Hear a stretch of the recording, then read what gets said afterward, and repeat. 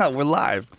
Bobcat Goldthwait, what the fuck you doing going to a Bigfoot convention and then a Mothman convention? Well, no, not Mothman convention. You're a smart guy. You're a grown man. I just went to see where the Mothman was or had been. Oh, there wasn't a Mothman convention? No, because I was at the Ohio Bigfoot Conference, which was less than 2 hours away from Point Pleasant, West Virginia, where the Mothman appeared. And when I was talking with some of the, Bigfoot researchers, I said... Do you do that with air quotes when you say that? The researchers, I was talking to them and I said, hey, we're really close to where the Mothman was. And they're like, well, the Mothman's not real. Oh.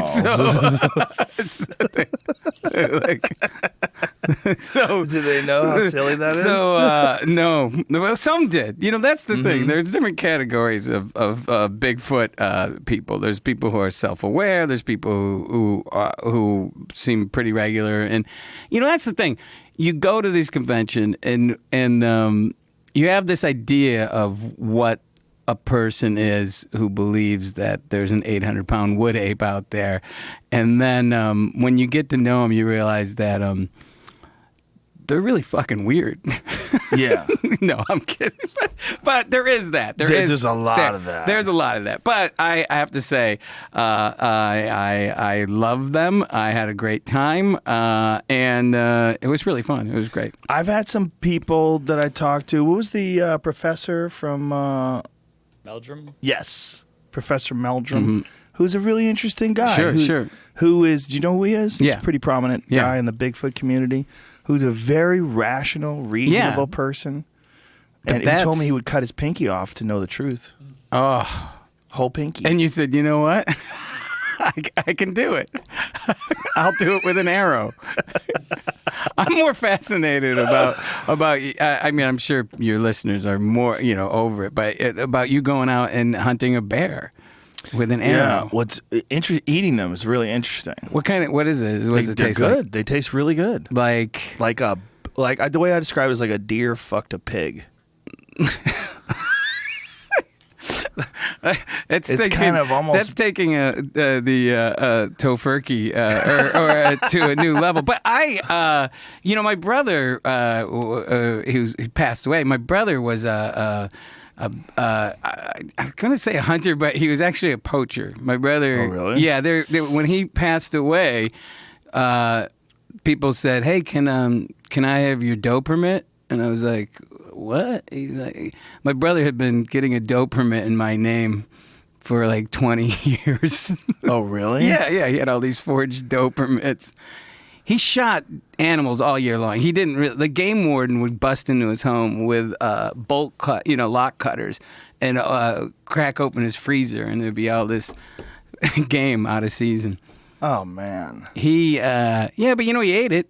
Right. But he, Just didn't abide by the rules. Well, no, did not abide by anyone's rules. His funeral was it was awesome and eclectic, but there's two things. Someone should have given me a heads up. Well, first of all, a couple of the pallbearers were in camo. Really? Yeah, so he was like a serious hunter. Oh, hunter, biker. Where'd he live? Central New York and Syracuse, and then Rome and around. But, I love my brother, but he was wild. And then the other thing, they probably should have given me a heads up that his friend, little Ricky, was one of the pallbearers. Yeah, he was... It's like I don't want to use the word. I was going to say he was like a munchkin. Good save. I didn't want to use the other M word. I mean, he wasn't, He was a tiny person. He was a little person. He wasn't a dwarf, but because he was regular size, almost, I don't know. He was tiny. Right. But he didn't look, you know what I mean? I get it. But nobody said Ricky was going to be a pallbearer or give me a heads up. So I looked down the end of the church. He's in the middle on one side of the casket. In the middle? Yeah. And I said to my daughter, I go, looks like Ricky's riding a subway. And my daughter's like, I think he just got air. And so the priest is going on about how my brother Tommy loved the outdoors and he loved animals. And then I went on after the priest. I go, Father, I don't want to be, impolite, but my brother liked to kill animals. I said, there's a lot of deer right now in the woods going, whoo, whoo. Upstate New York is a very deer-rich place. People don't have a lot of tolerance to those animals. A lot of car accidents. Well, there's a lot, and there's more now than when I was a kid. But when you know Tony V, Boston Community. Sure. So Tony, I went out to visit my brother. I'd given him some money to buy some windows for his house. It's a long story, but this is when he's really out in the woods, and we pull up to his yard, and there's just corn growing. Like, there's no rows. It's his whole front and backyard of corn. Like, there's like psycho corn. There's no rows or anything. Right. And Tony didn't know my brother, and he comes out and he goes, "Hey, what's up with the corn?" He's like, "It's for the deer, Bobby, you know." He's like, and Tony's like, "Oh, you help him through the winter?" He's like, "No, I'm gonna blast him." So my brother essentially made his home into a deer house. Yeah. Oh, that's so fucked up. and I go, I'm in the bathroom, and the new window is cracked. And I go, "Tommy, what happened to this new window?" He goes, "Yeah, Bob, you had a little problem with recoil." So my brother would sit on the toilet and shoot deer. No. Swear to God. I'm sure he was probably burning one too. You know, shoot out the window while taking a shit. Taking a shit. You want to go hunting? Yeah, meet me in the kitchen. You know, and then one time, him and his friends. Oh my God! Him and his friends got really high, and they just turned this station wagon into a convertible with their heliarc torches, and then they would use that. That was their hunting mobile. Yeah, that was their coon car. They would drive it through the field and shoot out of it. Oh my God! Yeah. Oh, so I brought this part of the story. No. So Tony V's going, "Your brother's certified," but like he's never been around my brother. So he goes, so Tony and I get back in the car, and we're heading to the car, and Tony sees this woodchuck across the street, and Tony goes, "What is that?" And my brother goes, "It's a chucky, it's a woodchuck." And then we're not even down the end of the driveway, and we're blam! And Tony's going, "I just fingered that woodchuck." I go, "Yeah, man, that woodchuck's dead. You dropped a dime on that woodchuck. You fingered that woodchuck. That woodchuck, his family's going to go, Papa? Coming to the door. Yeah, my brother, God rest his soul. He was a wild man. What did he do for a living? He was a sheet metal worker, and he rode bikes for a long time. He was always, there was always. Our home when I was a kid was like, the movie Mask. It was just always bikes, and motor clubs would come over the house, and keg parties and stuff like that. Whoa. Yeah. It helped me to go to the Bigfoot conference. No, yeah. So that's what I grew up with, guys named like Low Life and all these guys. And my mother was great because they would come in, my mother was sweet because she would only know their, their biker names? Yeah. And so it'd be, it would be like, "Hello, shithead." Yeah, exactly. It would be like Low Life showed up with a shirt that said "Harley's the best, fuck the rest." And he's like, "Low Life, not in my house. Turn that." And so, "Sorry, Mrs. G." And they had to turn the shirt on. Yeah. Oh, that's hilarious. So I grew up with bikers, and it wasn't until later on I realized, some bikers aren't rad. You know what I mean? Oh, I see. Do you know what I mean? Like if I saw them, I'd go, "Hey, how are you?" Like they were nice guys. So you associated to me, bikers they were always nice. with Yeah, being like cool, fun guys. Yeah, and my brother had a lot of clout in that world. So so everyone was cool. But and then later on, I was like, "Oh, some of these guys aren't so awesome." But so basically, bikers are like bears at the dump. Like they look cool, but stay in the car. Yeah, yeah. Or in your case, I had an idea that I forgot. I know, and you're not gonna go with it, but it reminded me of I was. Because I was reading people's tweets and they were asking, what am I up to next, for the next movie. But there was a movie I wrote that I even thought of you, but I know you don't act and everything. And I don't even gave up on it. You won't do it. But what is it? You won't do it. I won't do it? Oh, I don't know. But it's about an alcoholic clown? No. It's a gay Billy Jack movie. Like, because I love Billy Jack. Come on, man. This would be perfect for you. Do I have to fuck anybody? Well, it's implied. It's implied. It's all tasteful, but it's like from the guy who shot a baby on camera in a movie. It's all tasteful. So no, it's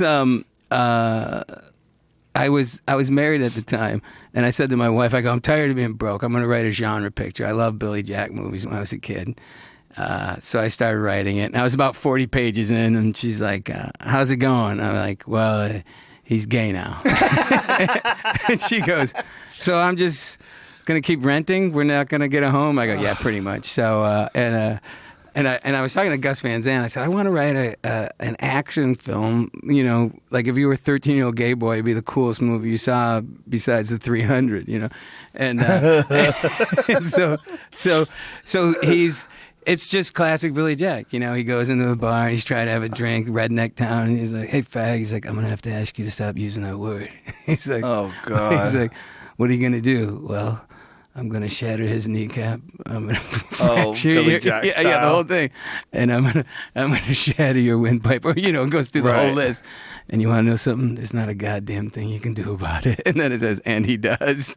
And then he goes back he kicks ass, goes back to the bar, finishes that drink that he was trying to drink, and he puts it down. And he says to the bartender, is there a decent place for a man to stay in this town? And then it cuts, and he's in bed with that dude. Oh, God. Come on, Joe.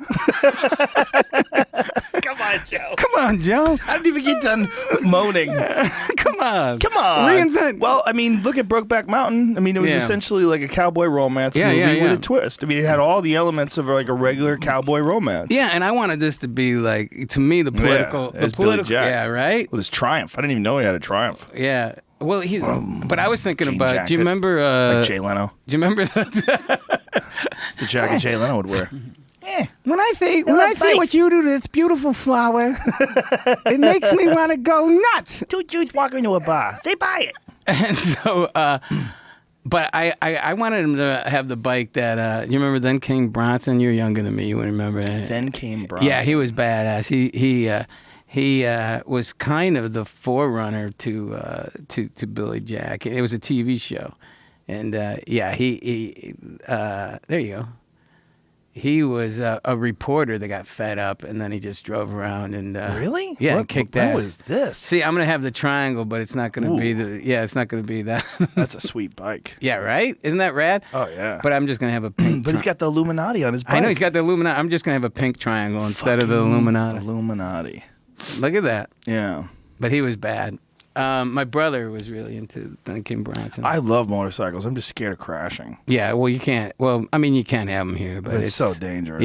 Yeah, I know. If I lived somewhere like real quiet, I would seriously consider getting one. Yeah. I think it would be awesome. And that's and growing up in Central New York, you could do that, but not here. Or my daughter wouldn't allow me to do that. She just made it really clear. Yeah. They're just so much fun, but it doesn't seem worth the risk. Yeah, it's bad here. Yeah. So you had a maniac brother. That's a lot of people's perception of hunters. Is that hunters are crazy people that just like to kill my animals. brother was just outside. I mean, there are a lot of people like that though that are hunters. But that's one of the things that hunters want to deny. But my brother also still had his ethics. Like he ate what he killed. That's good. And he sold. I mean, he was a trapper. He just didn't like the man. You know? Okay, I get it. Yeah. There was one time where he was eluding the warden, and it's just all the story. So they took off on a lake, which wasn't thawed. I mean, it wasn't. So they lost their car. Oh no! Yeah. They drove on a lake that wasn't thawed. He once took acid and went fishing in the Swan Pond because they had these big carp in there. So he's tripping balls fishing. It's like a public pond or something like that? Like yeah. It's like where you'd go, take with your family. So in the middle of the night. Throw bread out for the Yeah, I remember carp. Once, what was that guy's name? Big Mitch. I went to an Allman Brothers concert when I was like 12. Whoa. And Mitch had been to Nam, and he was tripping, and he was totally. He was seeing Charlie in the parking lot while he's driving the car. Oh, Jesus Christ. Oh, my God. Yeah. So that was my upbringing. Wow. So we got on this from hunters.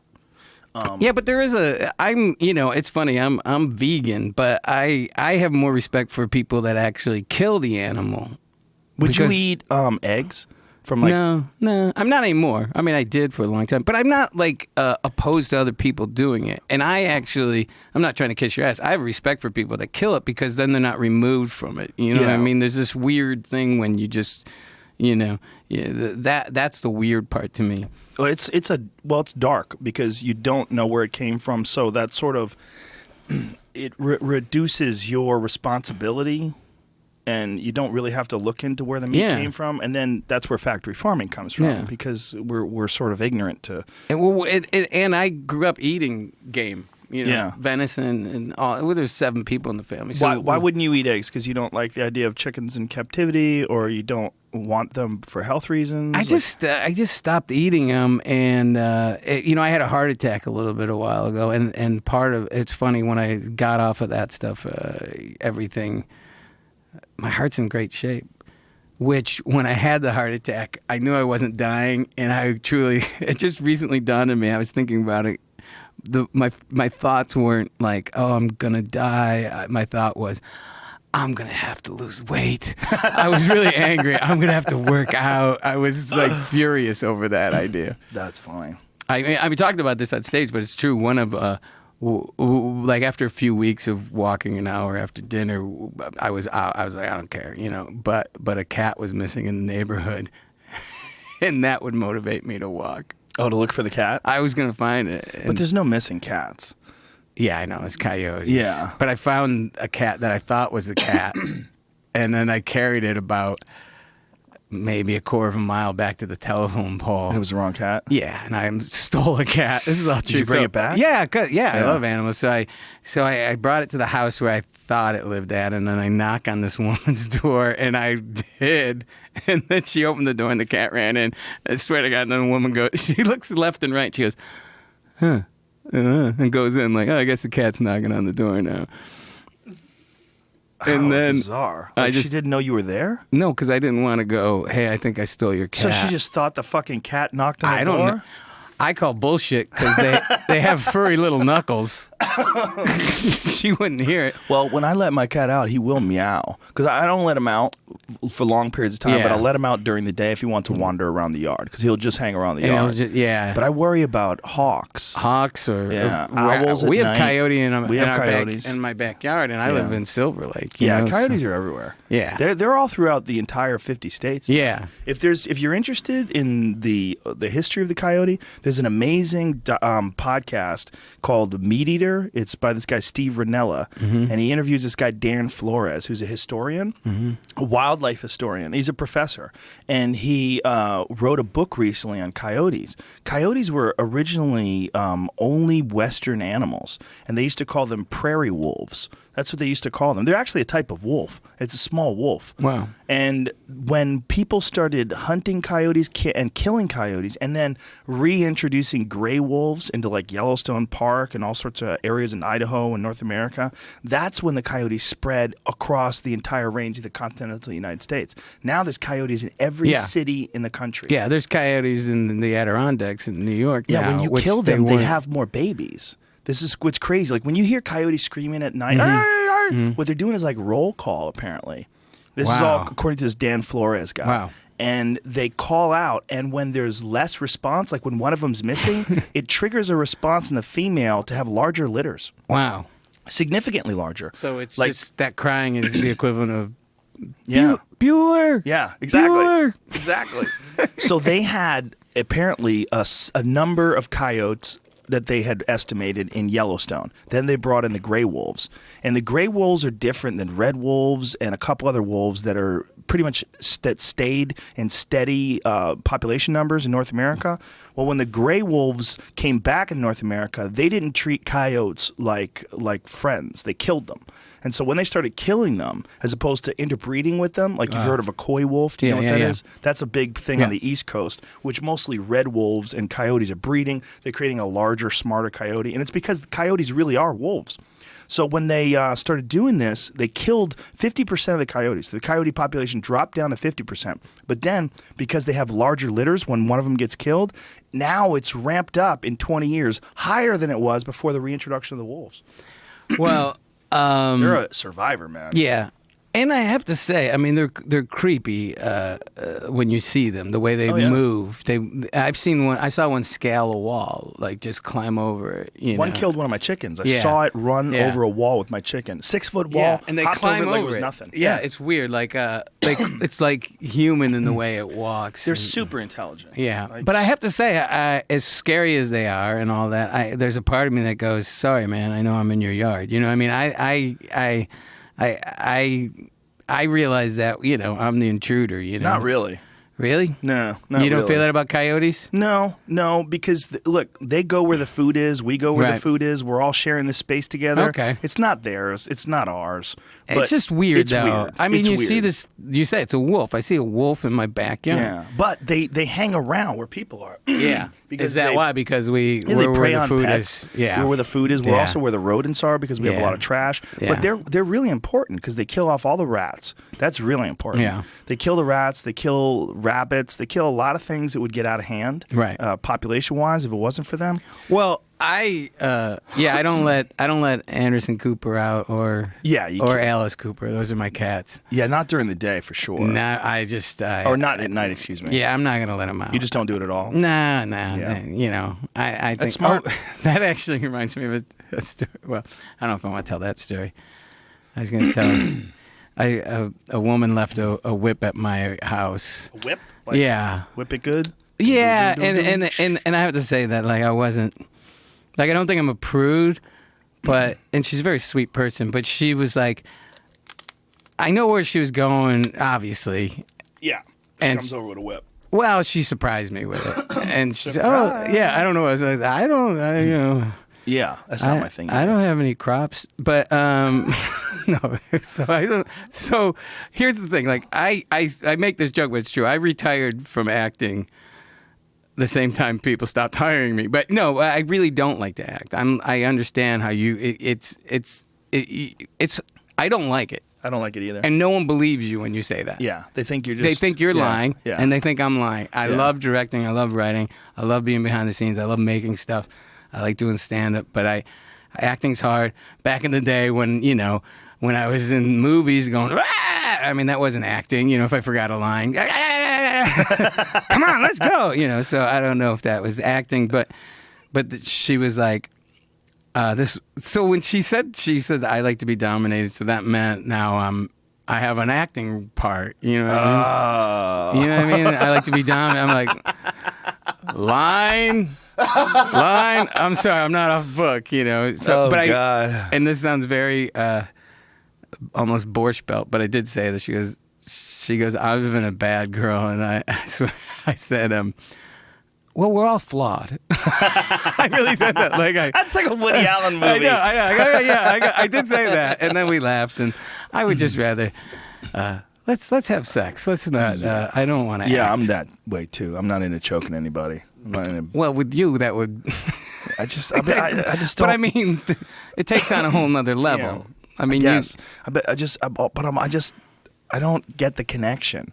I mean, I get where someone could get the connection. Mm-hmm. You know, I was talking to a friend of mine, my friend Chris Ryan, who wrote this book, Sex at Dawn. He's a professor, a PhD, and he's a really interesting guy. And he was talking about where people get fetishes from, and that when you're sort of imprinted at a young age, as you're going through puberty, sometimes very odd things will happen. And those things will happen. You'll connect those things because they happened with you sexually, and they sort of imprint in your system. And he used it as an example of how someone could get their dick sucked by a guy when they're like 13 or 14 and not even be gay, but really like getting your dick sucked by guys. Like you get turned on by like guys sucking guys' dicks or something. Like it can actually like imprint in your mind. But meanwhile, you're attracted to women. But you have this like weird kink for this one thing. It's very strange. But give me an example of other ones. I mean, feet. Yeah, how foot does that fetishes. work?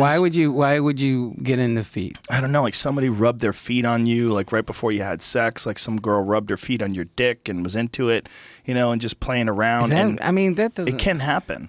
I mean, I'm sure anything can happen. Well, that obviously there's some things going on between like a person like you or I who doesn't want to hit anybody with a whip and someone who's like really into it. Yeah. Also, though, I mean, Yeah, there is something different. Something's happening. But it's not like I'm like, oh, that's disgusting and weird. It just doesn't do anything for me. Right, it's just not your thing. It's just weird. It's not. It just takes me out of the game. Yeah. You Well, know?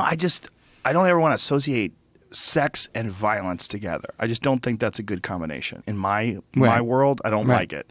But I get it. Like, I have a buddy of mine who, him and his girlfriend, they put ball gags on each other and beat the shit out of each other, and they love each other. Yeah. They're great. I mean, they don't come away marked or anything like that. Right, But there's but- some hair pulling and some smacking around. Well, but you're a fighter. You know what I mean? So. You know what I mean? So it's too. It's like, it's ruining something you you love. Yes. Yeah, I guess It's in that two way. completely different things in your mind. Sort of, but the way I look at that, I don't see, like, that's the kind of violence where it's like someone's like, hit me, I want you to hit me. Like, that is not martial arts. So, like, but you know what I'm saying? Yeah, I know, like, that's right. it's not even Right. remotely the same Yeah, thing. yeah, yeah. Even if it's not even connected with sex, I don't have anything to do with that. Like, the idea of martial arts is someone doesn't want to be hit, you're trying to hit them, and it becomes this crazy game with extreme consequences, extreme health consequences. There's nothing that's so different than holding someone down with a rape choke and just smacking them in the face over and over again until they start crying while you're fucking them. Like, people are into weird shit like that, and my brain doesn't understand those connections. But some people do, like that guy, the CBC radio host. Right, yeah. In Canada, that had all these girls saying that he just was into beating them up. And he would say he wants to have rough sex, and they thought, hey, I'll be a little hair pulling, spank me. Spanking. And he's punching them in the face and shit. Allegedly, I mean, I don't know who's... Right. Apparently, he won the trial, right? They dismissed the case. And so now they're going to retry him, I guess, under some other case or other people. There There was some lying, apparently, by the girls. And also, they had 5,000 text messages between the two of them going back and forth about the details of the case and what they should say and what they shouldn't say. So obviously, there was some collusion. Obviously, there was some deception, or allegedly some deception. But what the fuck is it? And this guy was like identified as a male feminist. He was like Mr. Soft-spoken, Mr. Liberal, Mr. Public Radio. Actually... The Crown dropped. Is this really recently? Yeah, 6 days ago. Okay, so he signed a peace bond and the Crown drops a sexual assault case. What does that mean? Yeah, what is a peace bond? Some Canadian shit. What is a peace bond? Click on that. Common and critical say first, highlighted up at the top. Yeah, there you go. What is a peace bond? They're fairly common in criminal cases, defense lawyer says. Boy, that poor guy lost like 10 years of his life through this whole thing. Peace bond isn't unusual as a way to resolve a criminal case as a lawyer in the wake of the news that former CBC broadcaster John Gomeshi is expected to sign one to conclude his second sexual assault case. A source who did not want to be identified told CBC News that the case will not go to trial in June as previously scheduled. Instead, the charge is expected to be dealt with on Wednesday. The incident is alleged to have happened in 2008. Counsel's cases are resolved via peace bond. I don't know what the fuck that means. A resolution. What is a peace bond? Still not saying. I'll find out. Yeah, I'm not sure. He's an odd dude, though. Because he was like Mr. Liberal. Yeah, but that's Soft. classic, though. Yeah, right. Those are the That's guys that beat the shit out of women. There's those guys.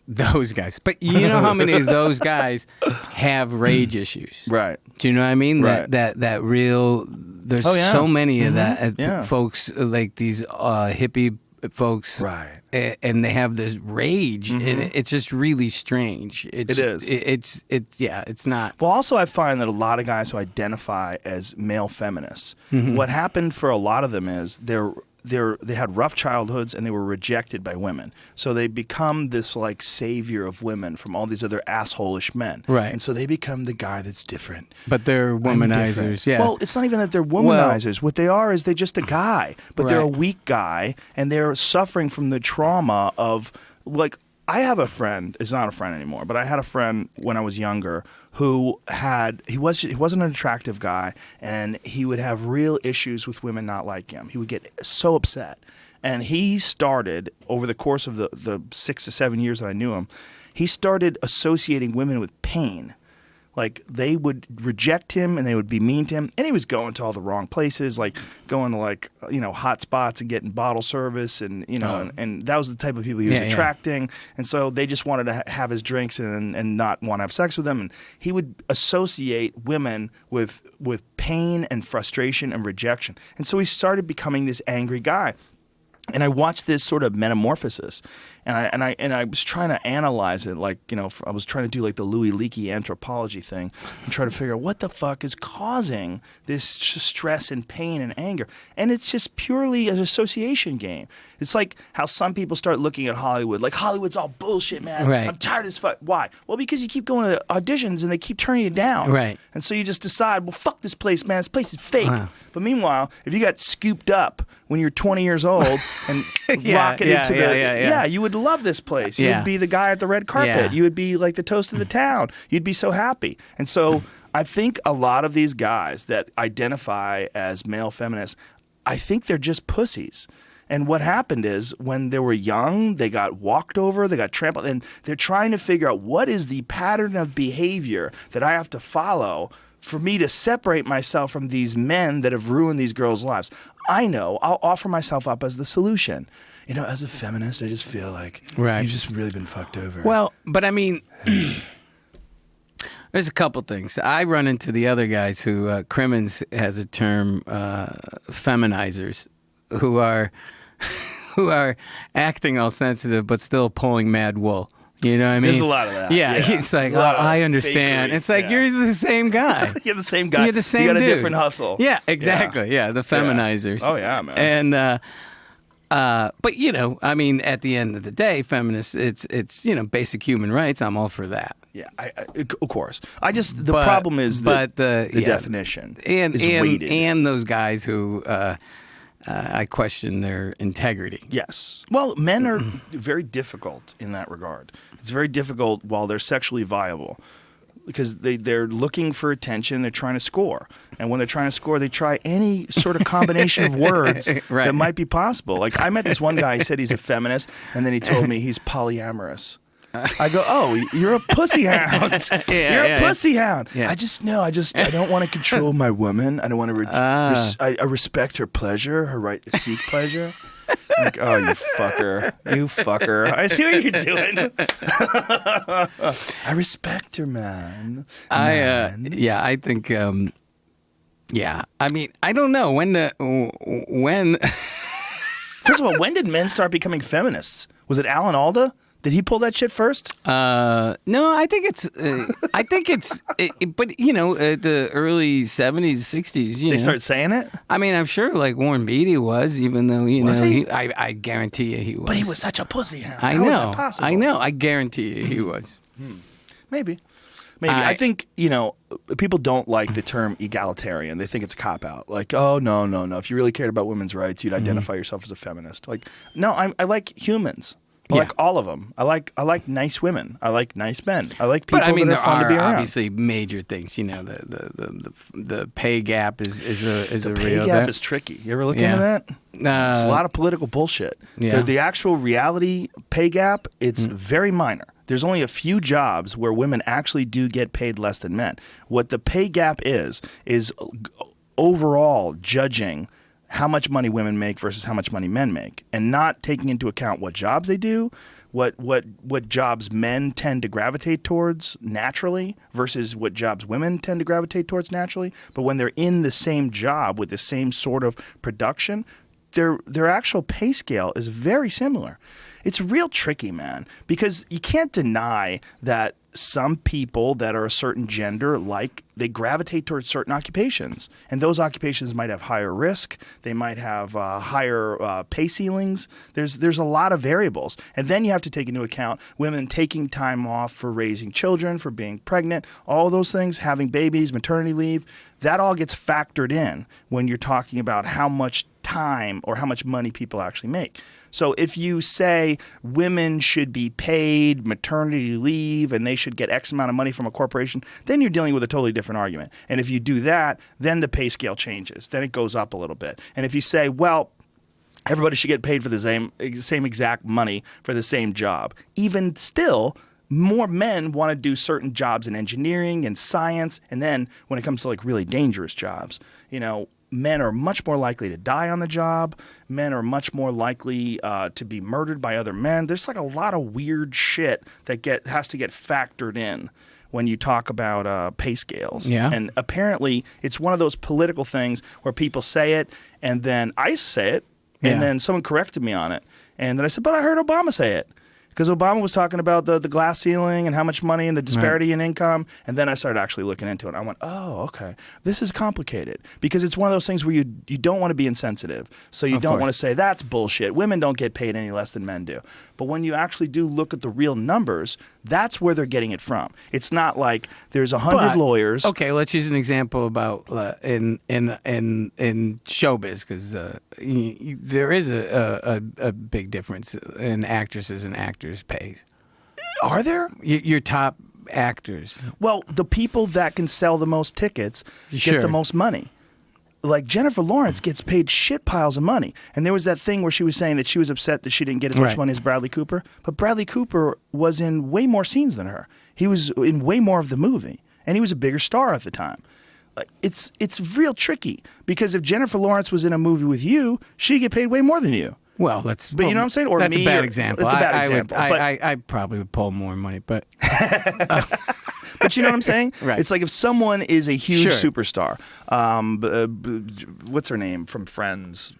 Jennifer Aniston. Jennifer Aniston in her prime, or the Matt and Mike and Molly guy. What's the girl's name? Melissa McCarthy. Yeah. You don't think she makes more than him? Of course she does. She's more popular. She's more famous. She does these giant movies. She gets paid tons of money. Amy Schumer gets paid tons of money.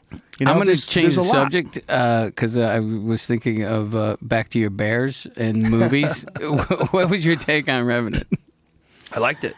It's all based on an actual true story. Right. That this guy, Steve Rinella from that Meat Eater podcast, who's actually a historian himself in a way, he told me the story, the actual story, where they really did leave this guy for dead, and he really did crawl for a couple miles and figured out a way to survive and got to that guy and killed him. It's a real true story. I thought it was pretty good, man. It's really interesting. I mean, but someone who's actually been relatively close to a wild bear, what did you make of the scenes? People do. It looked really realistic. People do occasionally survive bear attacks like that because a lot of times the bears are just trying to protect themselves or they're trying to protect their cubs. You fuck up, you get too close to their cubs. That's a lot of it. Yeah, that's the thing about bears is that you may not know that you're between the cubs. Yeah, you might not have any idea. Yeah, you got to be super careful. And I'm just trying to.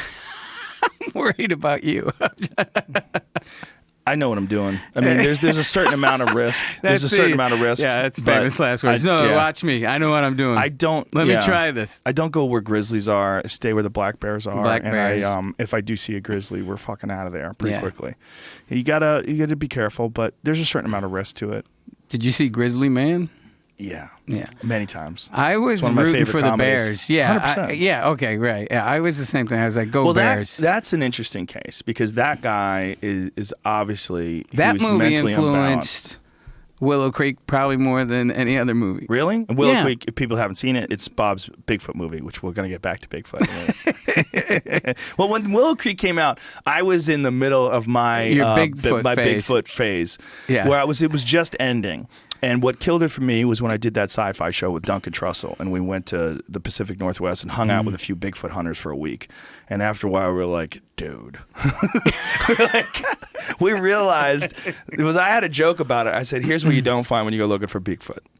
Black people. You're more likely to find Bigfoot than you are black people looking for Bigfoot. What you find is hordes of unfuckable white dudes out camping. And I'm like, this is an undeniable statistic. I am not going to lie. That was something I noticed this weekend at the Ohio Bigfoot Conference. Honest to God. I was like, how can you not notice it? I was like, it was, it was huge. Yes. There was, and I at one point I said, where are the brothers at? They don't exist. There was two guys. There was two black guys? Yeah. They were lost. They were looking for a car show. It's this thing that men do when there's no chance whatsoever. I didn't get that though. for I mean, I pussy. truly was, because I shot some stuff making a documentary. I said, hey man, we need some people of color, which I was told. They don't exist. Yeah. You have to cast them. Did you try? You have to cast them. Did you try women? Did you get any women? Sure, How many women? sure. Are they all like the same kind of like No, Northern California? One of my thick, favorite. no makeup. One of my favorite interviews was a gal who was 16 years old, and she was quite brilliant. I really loved her. She Really? Was, yeah, she was my one of my favorite interviews. Did you talk to Les Stroud? You should talk to Les. You know who I'm not doing like a definitive Bigfoot Right, doc. but you should talk I to wanted him to do about like it a because- short about this festival, this conference, and that was the idea. So yeah, Bob Gimlin was there. Your buddy. Did you ask him about the story? And Of course, of what course. is he saying?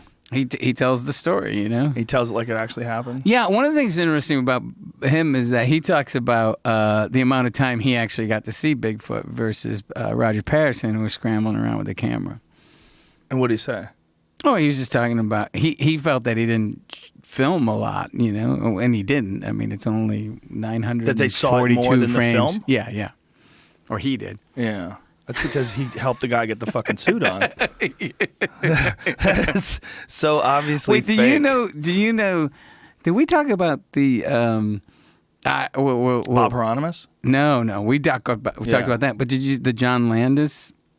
John Landis, the film director? Yeah. What about him? Well, I'm really sorry. I was up since 4 a.m. Who was the guy in Argo that was? Yeah, that was the movie where John Goodman's playing the makeup effects guy. I don't believe I saw that movie. Right. So that's a real guy, and he worked. I believe he worked with Landis. Yeah, John Chambers, and he had worked with Landis, and so there was a rumor that John Landis is in the Patty suit. In the actual Bigfoot suit itself? Yeah. Oh, I never heard that rumor. So I wrote to John Landis. I asked, because it's not go well. I say to my agents, because they're always looking for me to try to do something that makes money. So I go, hey, I got this idea for a TV show I want to talk to John Landis about. I don't know John Landis. I don't have an idea for a TV show. Can you get me his email? So they get me John Landis' email. And I write him, hey, it's Bobcat Goldthwait. I'm writing an article for a magazine, and I was wondering if you'd like to talk to me about this rumor about you possibly being in the Patterson Gimlin footage, in a suit playing Patty. 5 minutes, blink, I get an answer back. He goes, how did you get my email? That's how it starts. Who are you writing an article for?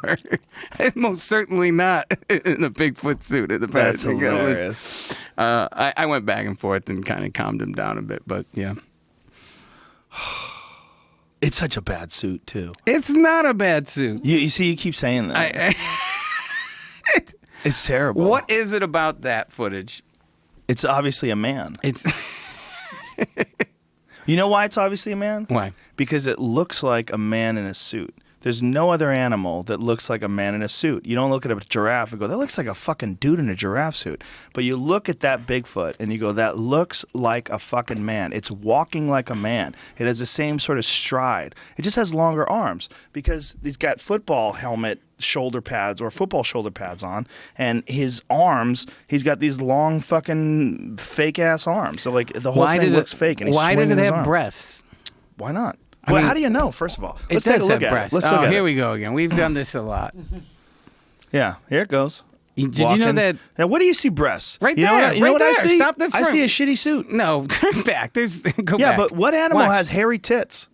Do you know even gorillas? Even gorillas, Watch, their watch, watch. breasts are unexposed. Yeah, it's shitty. It's But all why would it folded have- over. It's got shoulder pads on. I mean, it Turn looks back, like we're turn back. Let me watch it again. Bob, you know shoulder pads go down like this, right? They go down like this. Joe, you might find this hard that to like believe. shoulder pads. I know nothing about the sports. I probably know as little about football as you do. No. I don't even know the rules. Going to. All right, here we go. Okay, Look, why? But here's my point. Why Okay, why would does you it have give tits? it? Why would you give it breasts? Because it's a shitty suit. Look at the bottom of his feet. It's so obviously shoes. Look at his fake ass. The whole thing is stupid. You're That is just sitting not here a looking at Bigfoot. this footage going, Now let's stabilize. yeah, all right, see? Now you're about to eat some crow. Oh boy. You know, let me tell you something. One time I got so high, I was watching this documentary, I was watching this footage, I was like, what if I'm an asshole and that really is Bigfoot? What do you mean? Like you hurt Bigfoot's feelings? No, like I'm just been mocking this for so long. Why do you hate the Paris really, and Gimlin footage? Because first of all, look at how little its legs are. Little skinny ass fucking stupid legs. That is not carrying an enormous animal around the woods forever and ever like that. Is how angry you are at this. Because I hate hoaxes. Anatomically, first of all, right. let's Go talk back about again. Roger Patterson, the guy who wrote this, is a con man, Who a known shot con it? man. The guy who shot it went to jail for writing a bad check to pay for the very camera they used to film Bigfoot. I mean, he was a known con man. Bob Hieronymus should get the video of Bob Hieronymus walking right next to. In the Bob Hieronymus footage, you never see his feet. So What do you mean? watch, his feet are cropped out, so it doesn't give you the same height as Patty. But it doesn't have to. That thing isn't big. The people have estimated that thing to be about 6'3". It's not that big. That's a person. All right. You really think it's real? Yeah, I think it's real. Oh, you're so crazy. Look at this. Look how at, he's yeah, walking. look at his Look how legs. he's walking. First Yeah, of but all, wait, first he's why walking. Patty doesn't have legs? He's walking. I don't know, because it's the same height as him. I don't know why they did that. Well, I want answers. Maybe make another one. He's the Holy Spirit. But come on, look at that. That is hilarious. That's the guy. Could you I mean, that play literally this? is him. Could Put you- some shoulder pads on that Okay, guy. Look just- how he's swinging his arms. Could you put yakety sax under this? That guy's a big, goofy, Northern California, Oregon type character. Put yakety That sax shit ain't under real. But you think it's real. Yeah. So you think it's a real Bigfoot. that. Yeah. Do you think Bigfoot's real, like right now? It's still alive? Yeah. Really? Yeah. For real? Yeah. What makes you think this? Well, can I prove it? No. No, I'm not saying But you can prove what it. do I believe? What makes I think you it's say, the yeah. amount of people that I've talked to that I'm looking at them and there's no reason for them to be lying. And it's basically the stories I hear over and over where the sincerity. I don't get if it's not. I don't understand what the what is this mass thing that I'm a part of? I've had guys after the movie, I have like people that come up to me and they're almost like, maybe they're trying to get a connection with me, but I also feel like they're relieved to tell someone this. Now, did they see Bigfoot? No, maybe it's their imagination and stuff. Maybe a lot of these stories, but just the amount of the stories is fascinating to me. It is. Well, one of the things they've realized fairly recently is that black bears in particular tend to walk on their hind legs a lot. Yeah. A lot more than anybody ever thought. Not only that, And they'll knock a tree down towards you. Mm-hmm. Yeah. And they can walk on their hind legs for great distances. Yeah. And they're incredibly strong, and especially the big ones. Like a friend of mine shot one the other day on a hunt in Alaska that was 7 foot, almost 8 foot long. Like, I'm gonna show you a picture of him holding this fucking thing up, and you think about this animal standing up on its hind legs, and what it would look like if that thing was walking towards you. Now, my friend John is 6'5", Wow, look at that I guy. think. Look, now that's clearly someone in a suit. No, that's a bear, bro. No, it's a guy in a suit. No. You're being silly. Look how You're big being that thing silly. is. Look how big that thing Oh is. no, I agree. I totally. But you see how enormous that is? No, and That is I agree insane. that the majority of people who see Bigfoot are seeing black bears. an 8 foot long black Sure. bear like that does one, stand that up just walks around and does a lot of the behavior that people attribute to Bigfoot. Yeah, I think that's what they're seeing. And also, I think you're also dealing with woods. The Pacific Northwest, where the sightings are primarily occurring, is insanely dense. The way I describe it, Yeah. when we went up to I've been Mount Rainier, it's like Q-tips. Yeah. Like, like a box of Q-tips. Like, It's that's insane. what the trees look like. Yeah. You can't see 20, 30 yards in. It's gone. It's like, No, you it's all can't just see trees. anything. Yeah. And also the canopy keeps light from coming in. Mm-hmm. So if you saw, first of all, the fear that would go through your mind, if you saw a 7 foot Mm-hmm. black bear walking on its hind legs through the woods and you saw it in between trees, your mind would fill in the blanks. And Bigfoot has become this archetypal cultural character. cultural icon. That is something that I not only Bigfoot, but almost all archetypal characters. UFOs. And the devil and Sure. all these things. I am fascinated Ghosts. as someone who does write screenplays and tells Right. stories. I always wonder, well, what in the subconscious are they supplying? Is it just something from our ancestors that, you know what I mean, that is some, or does it supply, this is how you told your kids not to go in the woods? Right. I am fascinated by what these different archetypal characters are and why they're created, if they are created, and things like that. I think there was an animal at one time. It's not that I think there was an animal at one time. Everyone knows it's 100% fact. There was an animal called Gigantopithecus. Yeah. We all know this, right? Do you it was think a huge that's ape. ingrained in us, that our fear of that? I think that thing lived alongside people for a long time, and I think when you talk about like Native American, Right. When their folklore, when they talk Right. about Bigfoot, and they have apparently they have many words for Sasquatch. Yeah.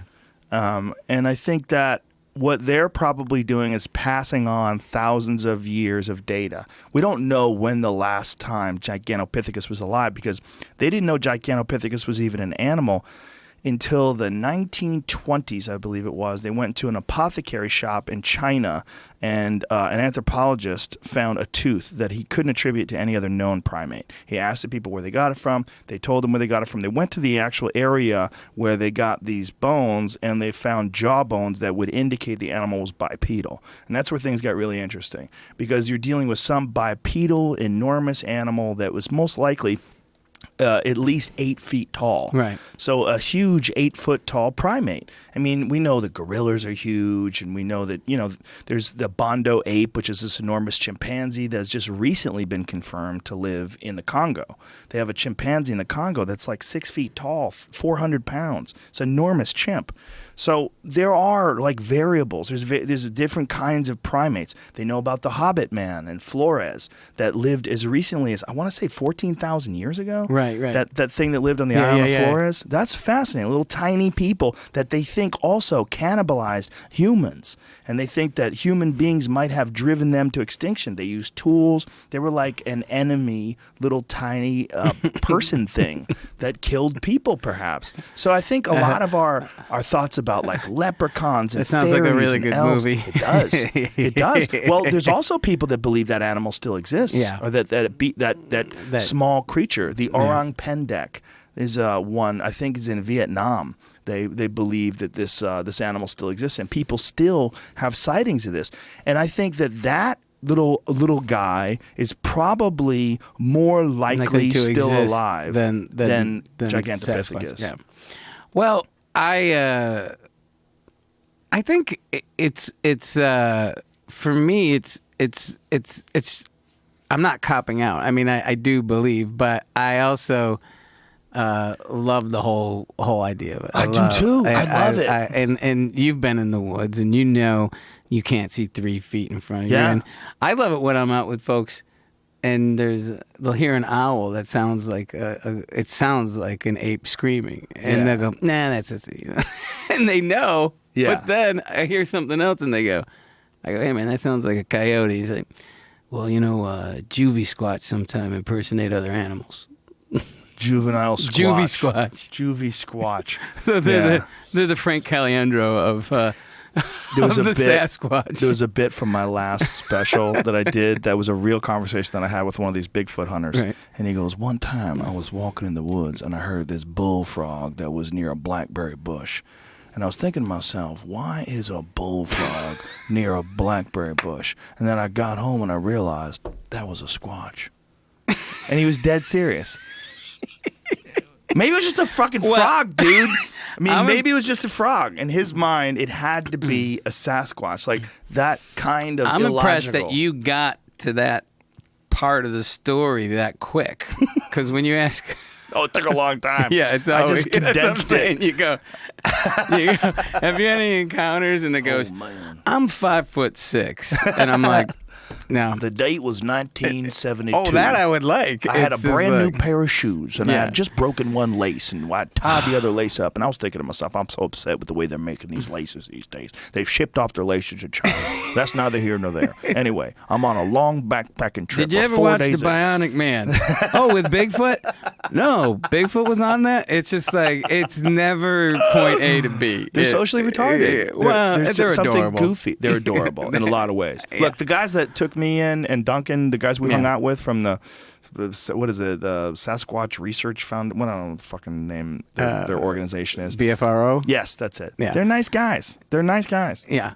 But I also love it because it's to me it's a microcosm of faith. You know, there's the people that see it and believe. There's people that have never seen it, and then just like any other belief in a deity, everybody's got their own version, and everybody thinks their version's right. And I love that there's Yeah. all this infighting. You know, like Yes. while I was there, I would start asking people about, well, what do you think about Dog Man? And people were like, ugh. Dog Man's for idiots. This guy's crazy. Hey, He why believes don't you in go Dog back Man. to Holly Weird with that Dog Man? That's so funny, man. I can't think of a more fun weekend. But they think that he can sense where cameras are. Well, different folks, yeah, and those are the same folks that believe he's traveling in portals. And Well, that's what I heard time. too. Yeah, Travels through wormholes in yeah, the woods. yeah. Sasquatch is an interdimensional creature. Travels I've through met many people that can sense when a camera's on. But here's the thing. Here's the thing that I ask you. What evidence at all, if any, compels you to think it's even possible that this animal exists? Besides that footprint that I have over there. Do you see one of those? Yeah. I got one of those. Is that That's a real from? cast. That's from one of the fucking encounters. I think that looks like from. I hate to bum you out. I think that looks like from the Patterson Gimlin track wave. You think so? Yeah, I do. I don't know. Yeah, I think this is given to me by Bobo from Sure. Finding Bigfoot. sure.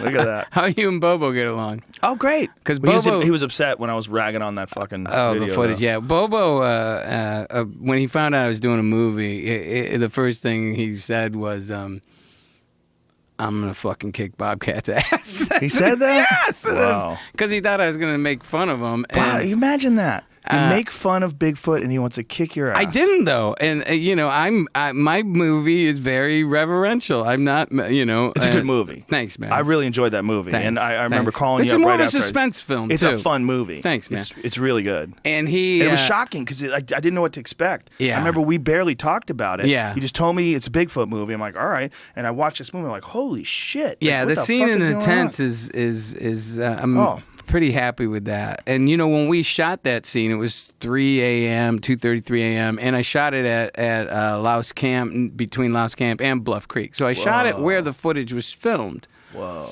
And we'd seen a mountain lion. Okay, I can Saw a talk to a mountain guy lion? who's seen a mountain lion. Yeah, that's Yeah. fucked up, right? Yeah, it's interesting. Have you seen one? Oh, yeah. I've seen two. Yeah. Well, I saw one run across the road, and that was weird. And then we saw one in the woods. And man, it's crazy. Oh, yeah. Yeah. And it would have killed us, but it didn't want to because we were Too many of you. It's We too were just really dangerous. close. It just got up and just like walked away like a house cat. Well, they don't worry about people because they haven't been hunted in California since the 90s.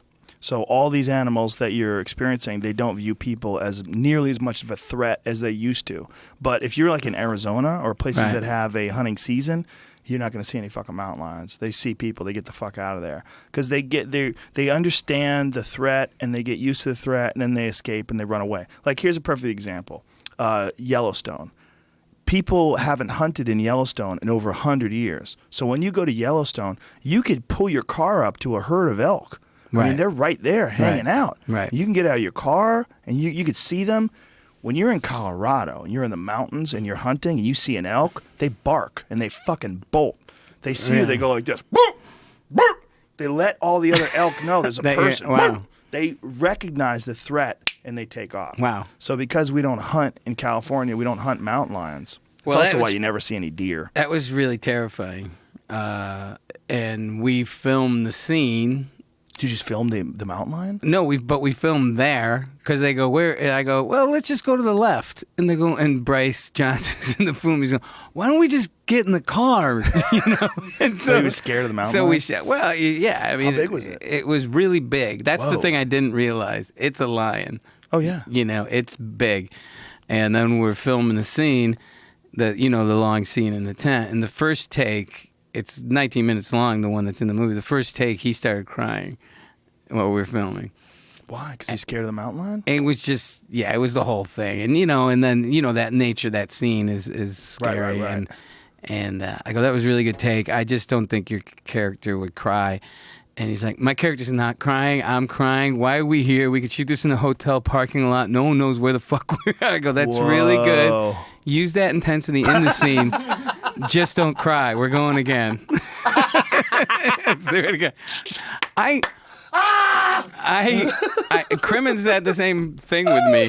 He laughed really hard. Oh, that's so funny. I think I live a fairly honest life, but when I'm in production mode, it's just I'm gonna get it done. I truly you have to. Truly Yeah. though, and it's You're under so many constraints. Yeah, and when we were filming Call Me Lucky, the doc on Barry, we were out on the lake and the ice started cracking. And one of the guys was from Ice Truckers, so he knew the noise. He goes, hey, we got to get off the ice. Because it was like, boom, boom. Sounded like someone tuning a drum kit. Oh, that's terrifying.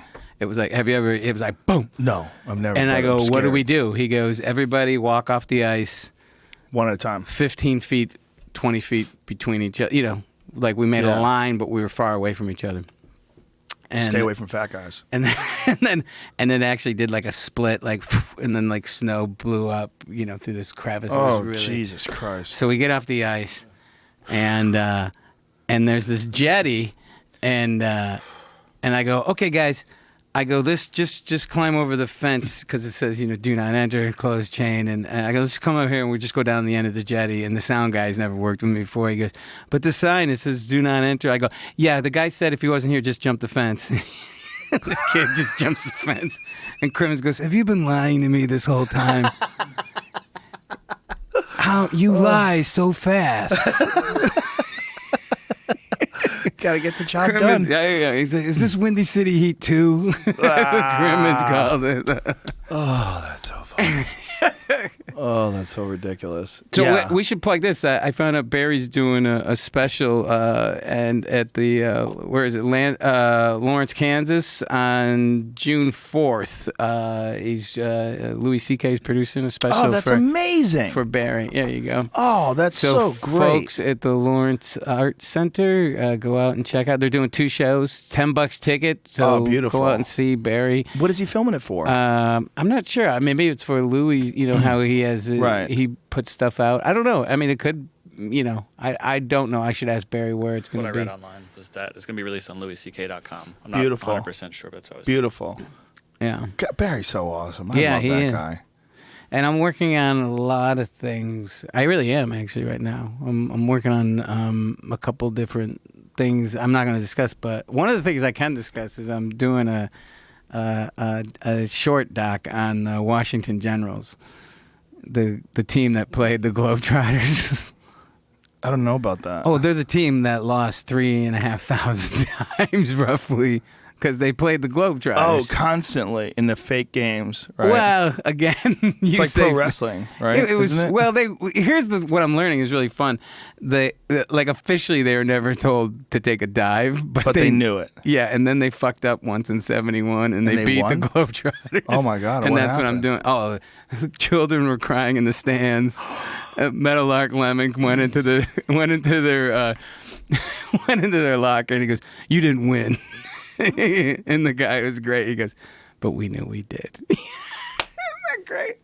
So I'm when I was a I'm kid, doing I a could short never doc understand. on when the Generals won. When other people would win the NBA finals, I'd be like, "But wait a minute, did they beat the Globetrotters?" Where were the Globetrotters? I don't understand. The Globetrotters are the best. I've seen them. They Well- spin the ball on their finger.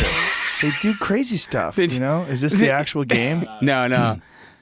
But yeah, man, the Globetrotters. What a weird idea to incorporate theatrics and sort of almost like a Sure. pro wrestling type thing with. Do they still do it? Yeah. They do. Well, there's the Simpsons with Krusty the Clown where he lost all his money betting on the Generals. He goes, I thought they were due. I thought they were due. I just gotta say He's this. going, ref, look, he's pulling his pants down. He's just spinning the ball. Grab it. Grab the ball. I did the Simpsons ride the other day, Universal. Yeah. I took my kids to Universal. The Simpsons ride is fucking amazing. Yeah, I loved it, and It's one there's of the so many best rides jokes ever. crammed into that thing Yes. too. Yeah, it's Yeah, great. yeah. It's really funny. Everything, even when you're waiting to get on the Yeah. ride, the screen they play you. Yeah, it's really well seriously done. one of the best rides of all time. Yeah, and a lot of laughs. Oh, did you catch this? It replaced the Back to the Future ride. It did? Yeah, and then they do a thing where there's like a shady dealing between Krusty and Doc Brown, and that's how So even that was really well done. It's the same funny. building, and they just retooled the ride basically. Oh, that's interesting. And It's so- so much better. Yeah, it's great. It's really like one of the best rides ever. How old's your kid? Well, this was I went with my 7 who just turned 8, Okay. and I have a 5 who's about to turn Okay, 6. so you went with the 8-year-old. Did you go to Harry I went Potter? with all of them. Yeah. Well, the 8-year-old went to Harry Potter. The 5-year-old 5. couldn't get to Harry Potter. Yeah. She's like an inch shy. Oh, so my next God. next time I'm gonna stuff her shoes, Was and she I'm gonna get her bummed? to wear heels. Yeah, she was a little bummed. Yeah, that's but hard. the 8-year-old reads Harry Potter like every day. She's read 3 of the books. She reads chapters and chapters Yeah. every day. She's obsessed. Like she can't stop talking about Harry Potter. Did you get her a wand? Oh yeah, the whole deal. We went through a whole rigmarole. But the Harry Potter ride at Universal is probably the greatest ride in the history of rides. Yeah. It's fucking amazing. Well, it's and I don't even like Harry Potter. Did you bring up Voldemort to any of the employees? Why? What happens when you Because do? you're not supposed to mention his What happens name. if you mention him? Well, their commitment is really impressive. They go, please do not say that. What's the name? What is it? He who has no. Go on. He who has not, who cannot be named. Yeah. He who cannot be named. Please do not bring up he who cannot. And it's Oh, like they that say old that? Gruffalo bit. Like that's I kinda admire cool. your commitment, but I know. I know you came here from Encino. Right. Yeah. I just want to see if he's got a wand. Well, and also they serve this stuff called butterbeer that I guess Sure, was a big that's when part of the the- book. oh, yeah, And yeah. it's this unbelievably sugary, like syrupy drink with like foam on the top of it. It's disgusting. And just everybody's drinking it everywhere you But go. They're all Harry it's Potter really it's really well done. Oh, amazing! Well done. It's The whole- great. It's really It fun. costs more than $1 billion. Wow. $1.8 billion for Harry Potter World. Wow. Yeah. Wow. What in the fuck? So that's They're making new rides. They're making a Star Wars world Wow. there. Oh, yeah. and No, like that's a- Disneyland. that's even Okay. more. Disneyland Star Wars That World. real They're working on that estate's right now. even more pricey than Aaron Spelling's old house. Disney bought Star Wars, and so yeah, yeah. Universal is Harry Potter. Universal. Well, I guess they were doing another world too. I'll have to look up which Oh. one it is, but they're doing 2 or 3 giant world spaces like Harry They got Potter. some They lame might. fucking rides. Jurassic Park's lame as fuck. Oh, the Transformers is lame as fuck. They're too dated. I They're didn't too do old. either of those. Those are lame. Don't bother. Did you go through the King Kong? You didn't do that. See, that's pretty good. The tram. King Kong? Yeah, because Yeah. the tram goes in and it's 360. Oh, I did that a long time ago. Yeah. This is a long time ago, right? Isn't it like 10 or 20 years old or something like that? Yeah, the Backlot Tour. I Yeah. did that. Back in the day, I did that. But I'm super impressed with The Simpsons and even No, more not with the impressed King Harry Kong Potter. that was like an animatronic one that it's a had different banana one? breath. No, this is Peter Jackson 3D. And you're in a 360-degree screen. Oh, no. Yeah, it's That's nuts. on Universal too? Yeah, it's Oh, nuts. You really? got that's really good. No, not the I old remember that stupid one. one? Yeah. Yeah. And it had banana breath. Did it? Oh, Yeah, that's yeah. right. That's right. It blows banana smell on you. You blow bananas. So- It's come full circle. Let me get back to this Okay, Bigfoot the Bigfoot thing. conference. Like, what makes you think that any of this, like this stupid fake footprint that's in front of us here, what makes you think? I'll tell you. You know, it's hard to do this. I'm not saying it's impossible. Do you see that American Werewolf in London that I have out there? Yeah. If they could do that, what would make you think they couldn't do this? Thermal ridges. No, it's the. I'll tell you what's hard. I'm not saying it's not impossible because there was people being pulled behind a truck, you know. So the with a rope, so the spacing of the feet, and then you Right. got enough force because you do have to put a lot of pressure in to make this. But here's the weird part. And this isn't proof, but what I was really surprised with, because we made footprints in Willow Creek and did it the way you would think, carved wood, put them on your feet. Right. Really hard to take that second stride. It's really strange. It's like anti snowshoes. Right. To the point where I got stuck. Maybe it's because I'm a fat ass, but we had to get like a stick to get me. It's not saying it's not impossible, but it was really way more difficult than I could imagine. So fairly difficult, but still, that's the best piece of evidence is just impressions in dirt, just tracks. There's never been a body. There's never been a trail cam photograph of them. I mean, hunters set up trail cam photos everywhere. Yeah. Now that people have phones with cameras on them, there's people hiking and hunting, and everyone has cameras. But there's yet, folks who have footage. what footage is any good? Wow. Other than that fake footage that we watched earlier today, what footage is any good? Look, a lot of people don't know that Roger Patterson also was Abraham Zapruder, because it's the same camera work. He had one thing he did really well. Right. That jiggly camera. Yeah. Well, when they level it out, it's not compelling at all to me. I really think it's fake. Yeah. But I wish it We're going to wasn't. agree to disagree. But I wish it wasn't. I really do. Like, Right. I want it to be real. It's Right. one of my all-time favorite myths. So you would be thrilled if... So thrilled.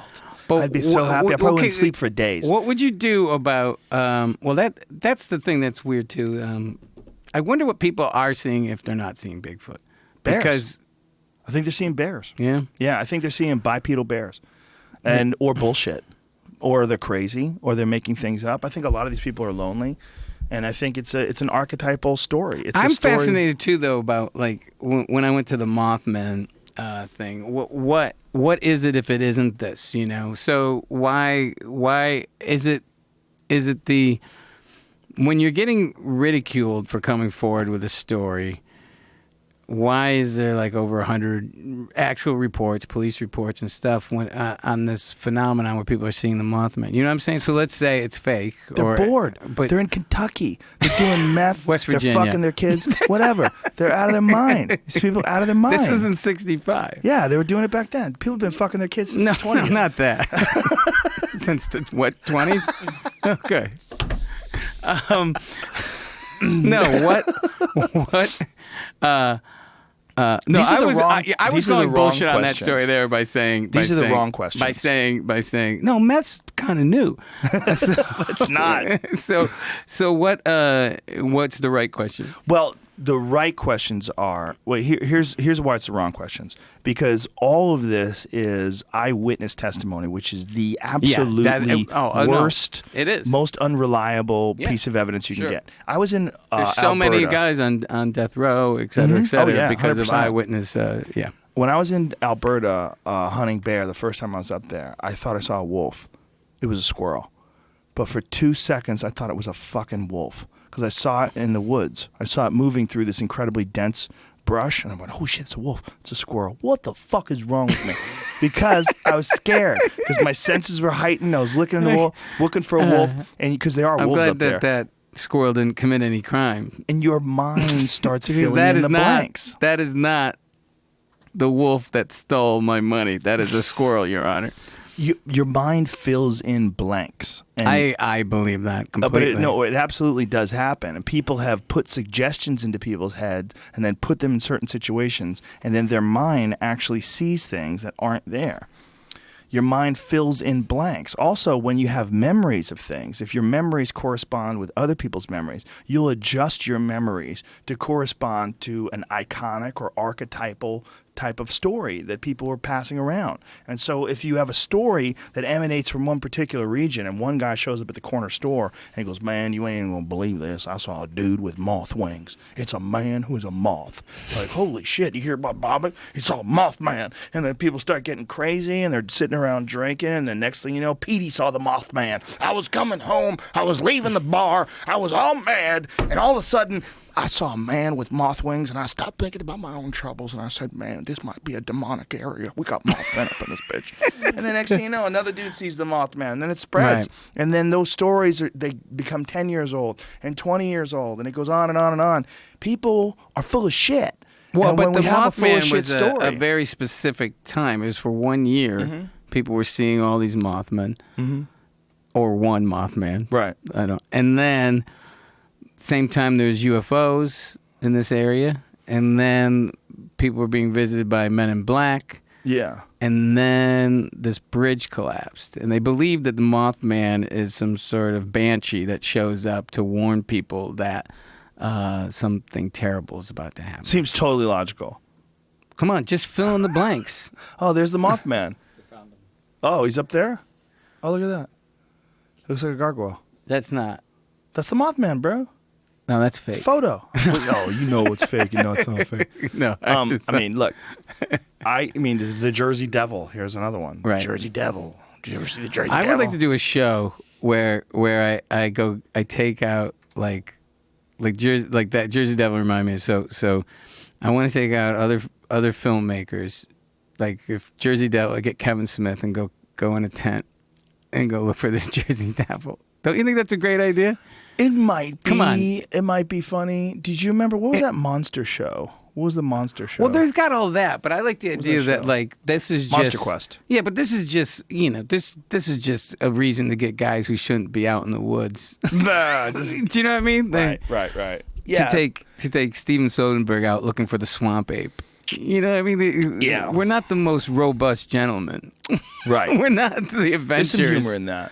Oh, please. But if you really do think there And is storytellers. Well, that's one of the reasons why Les Stroud becomes interesting. Because Les Stroud has had 2 experiences, and one of them that he is pretty adamant. Yeah, Couldn't have been a bear, couldn't have been anything else, and he really believes that it was a Sasquatch to the point where he's dedicated weeks and weeks to going out into the woods. Sure. But hanging out with a known charlatan. The guy he's hanging out with is a total bullshitter. So I'm sure you've seen his show. Have you seen Yeah. the Bigfoot show where the guy wears the mask and pretends he's Bigfoot? And No, they get what- was you never this- seen the footage? Of what? Which The footage? guy that Les Stroud is hanging around with Oh no. put a fucking mask on and got close-up video footage of him standing there, even blinking, with this But fucking it's like is it a stupid Chewbacca fake mask? I don't know what kind of mask it is. It's so fake. Look, it's so fake. It hurts my feelings. It hurts my feelings when I watch it. I go, oh You my can god. see a You know staple. why? Because I have children, and that it makes me think this is someone's kid who grew up and he's this fucking stupid that he made this video. Look at that. That's it back there. Look at this. As if this thing's just hanging out. And by the way, this guy who made this, according to the Bigfoot researchers, he's got a history with having problems with reality. And so, wait till you see the fucking, when they zoom in, it's like, oh, is it there? Is it there? I think I see I have it. seen this. He's I like think pretending it's, he sees it's it. an actual. Oh, it's definitely a squatch. Hold on, wait till you get close But on I feel it. like this is Hold 100% real. I'm just trying to zoom in. Oh, there it is. Oh my God, he's looking at me. I can't believe it. My blood turned cold. I started getting goosebumps all across my arm, and I was looking at him, and I realized this cannot be a man in a suit. It's too good. Look how bad that is. Come on, look how furry he is. It's like someone with like one of those hats that like really rich old ladies wear when they're walking down Fifth Avenue. How do you argue with Look that? how stupid that is. Look how stupid it is. Oh my God, look at that one. Even better. Watch it blink. Wait for it. That's how you know it's real. It's fucking real, Bobcat. It blinked. Look how it's coiffed too. Look, his hair's combed like Fonzie. But I hear that a lot. Looks like Fabian. Like That he's got hairspray on. that very clean. Come on. Get the fuck out of here. Right?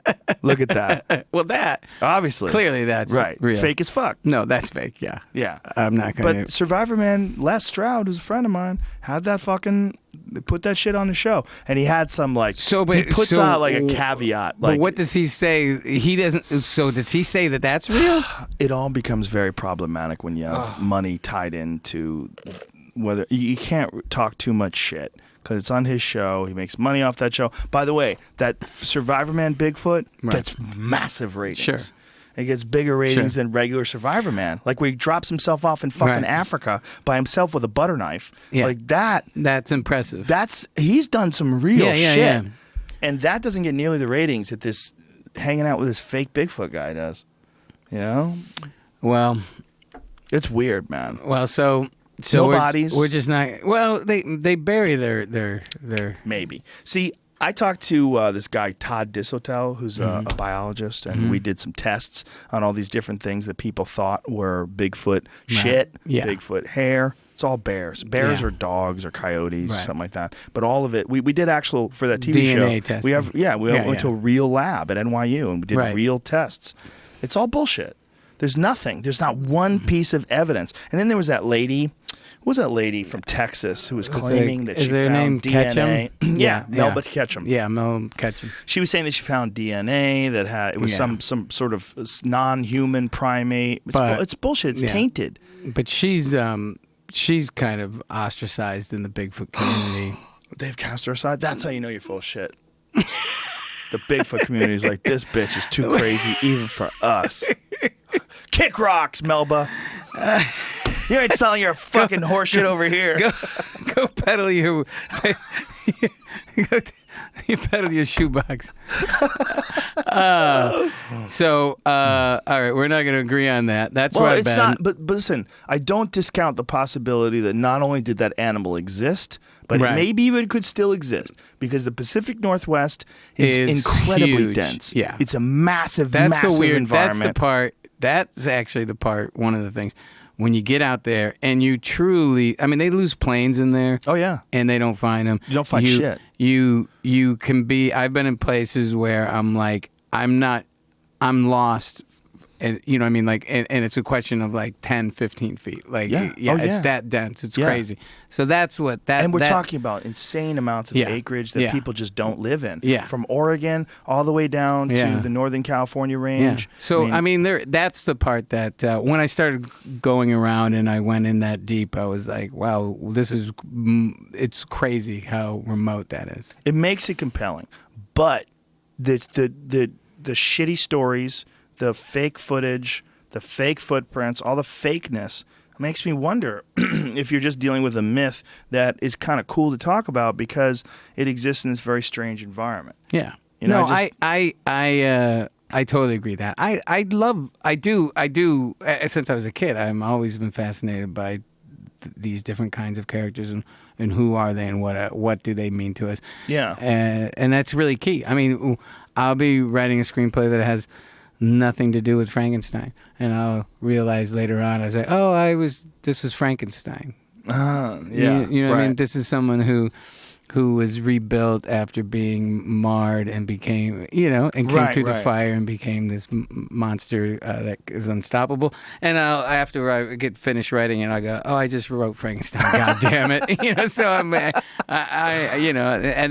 fascinated by that.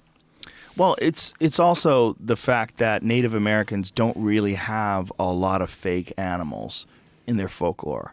There's not a lot of, but this one is incredibly prevalent. Yeah. And I really think it has to do with Gigantopithecus. And if you follow where Gigantopithecus was in Asia, and just like all the other animals came across the Bering Strait. Right. But if they did come across the Bering Strait, they would be exactly in the area where the sightings are, from Alaska all the way down the Pacific Northwest, Vancouver, northern BC. Those are the areas where you have the BC Rockies. Those are the areas you have the most sightings. So, but there's also areas where the bears are. It's the same range as these black bears. So I think it's entirely possible that at one point in time there was something like that made it over here along with human beings. And you believe that this is subconscious sense memory that has gone from generation to generation? I think it's just stories that get passed down, and those stories become ingrained in our head, and then we go looking for it. And I think it's entirely possible that written language is like, how long has spoken language been around for? I want to say it's like 40,000 years, but I might be wrong. I think spoken language is like 40,000 years old, which is not really that long. So, which means spoken language most likely was around somewhere around the time that animal existed. It's like if they didn't know that Gigantopithecus existed at all until the 1920s, and the bones that they got from this one area were dated at about 100,000 years old. It's entirely feasible that these animals could have survived another 30, 40, 50, who knows how many thousands of years until it eventually became extinct. So if that's the case, I think people probably experienced them. They probably came in contact with them. There was a bunch of different bears that existed. Was it a flathead or a flat-faced bear? I forget what it's called. Flat-nosed bear, flat-faced bear. But it was a prehistoric bear that existed in the Pleistocene that was such a formidable predator, apparently, according to Dan Flores, that he thinks it impeded the progress of people from Asia to North America. Wow. There was a huge, like the biggest bear, like as big as a Kodiak grizzly. Wow. So that these enormous bears, flathead bear, short-faced bear, that's it. That's it. Wow. Look at the size of this fucking thing. I mean, this is an absolutely enormous bear that was the apex predator of North America that went extinct. Find out when it went extinct. But look at the size of it. Look how big they were. I mean, it's a fucking monstrous, monstrous predatory animal. And that this animal was the preeminent predator of North America. And what year was that? Not that long ago. I mean, while humans were alive, for sure. Wow. Yeah, let's find out when it went extinct. What is that? 11,000 years ago. Wow. So that ain't shit. That's nothing. Yeah. That ain't shit. So that would also be, especially if it, like the black bear and like many grizzlies, walks on two legs. Right. So if that thing was out there walking around on two legs, that would, Native 11,000 Americans. years ago? Yeah. Native Americans have some weird relationships with bears, too. It's one of the few animals that they refuse to hunt. They don't hunt them. And a lot of the First Nation people up in Canada, like I have a buddy of mine who lives up in Canada, and he hunts bears, and he trades with First Nation people. They won't hunt bears, but they want bear fat for their medicine, and they use it to make pies and a bunch of different things. Like bear lard is like very prized, but they won't hunt bears themselves. Weird religious stuff, like weird Do they believe cultural it's stuff. They believe God? that it's like an ancestor that's come back. All right. They have some interesting ideas about but their ancestors bears. are delicious. Yeah. Well, they taste good if they eat the right foods. If you find a bear that's a coastal bear that's been eating a lot of salmon, they're not fun to eat because they eat a lot of rotten fish and they taste terrible, apparently. But the bears that I've eaten have only been the ones that live in these dense woods, and their diet's primarily berries. What part of the country? Alberta. That's where you go bear hunting? Yeah, northern Alberta. Mostly what they're eating is berries and each other, unfortunately. Really? 100%. That's one of the big things about bears is that especially the males, which is the ones you go after and kill, they eat cubs. Wow. Yeah, like all of them do. It's like one of the main things they go looking for once they come out of hibernation. Wow. All apologies to my dad. Yeah. And It could have been a lot worse. It could have been a lot worse. And there's two theories about that. I couldn't have another Bobby if I tried. I'm so full. Yeah. It's awful. It happened when we were there 2 years ago. One of the guys who was a guide there we saw two bears fight. I saw with my own eyes a bear trying to kill this female's cubs, and she fought him off. And she kept fighting him off, and he kept coming in. She kept fighting off. Meanwhile, her babies were up in trees. The babies ran up in trees. Like, we were watching her move around, and she was kind of aware of us, but we were far enough away from her and we weren't moving, where she didn't think we were a threat. But then all of a sudden, the baby bears, they piped up, and they fucking just ran up a tree. And we were like, what the fuck's going on? And this big male bear came in, and the two of them just started duking it out. And they were like, it was like a UFC fight 50 yards away between these two bears. I mean, they're going to war. It was crazy. Right. It was really fascinating. It was too dark even for us to shoot the big male bear because there wasn't enough visibility. It wouldn't be ethical to do. But it was fascinating to watch. Like, she was protecting her babies from predation from another bear. And she scared it off? Yes. But here's what happened. Not with this bear, but in the same time we were there, one bear came in, and one of the guides saw it happen, got a hold of one of the cubs, killed it in front of everybody, was eating it. Then she chased him off, and then she finished her own cub. It's a hard Scrabble world up there. Yeah. Living in the woods of northern Canada. It's no joke. Wow. Yeah, it's no joke. It's Wow. scary shit. And so that's the reality of these animals. And the population up there is insane.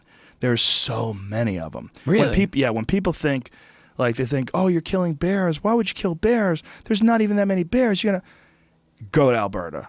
There's a lot of fucking bears. They're all over the place. Like, it's not uncommon on a day up there to see 18 bears. Wow. We've seen more than that on other days. It's crazy. Wow. You always see bears. You always see them. When you go hunting for bears, the success rate is very high, and the population is very high. And also, they encourage it. They want you to kill 2 large males. That's like, well, they give you a tag to kill 2 of them, Right. because they're killing all of these cubs, and fawns rather. They're killing moose calves, elk calves, and deer fawns. They wipe out more than 50% of all the baby moose, baby deer, and baby elk. A moose. Yeah. Do you ever see them? Oh yeah, There's- that's a moose. That is. Oh, really? Yeah, that's a juvenile moose. Yeah, It's a they're young huge. moose. That was huge. That thing was 900 pounds. Wow. Yeah. Wow. It's funny, like, none of this sets me off. And, and I said, because, this is what I grew up with. Right. There was, I remember once my brother, he would clean the deer in the garage, and he had this idea that he was going to take the skin off, so he he sliced he was going to peel the skin off of the deer. With a truck? His Volkswagen. Okay. Yeah. So he hooked it up, and then it just snapped in Rip the deer in half? Yeah. Oh, God. Oh, that's dark. Dark? Yeah, maybe that's why I'm a vegan. And, Yeah. and I'm a, tiny little boy, and it's like... Tommy's in the garage, dismantling Rudolph with his Volkswagen Bug.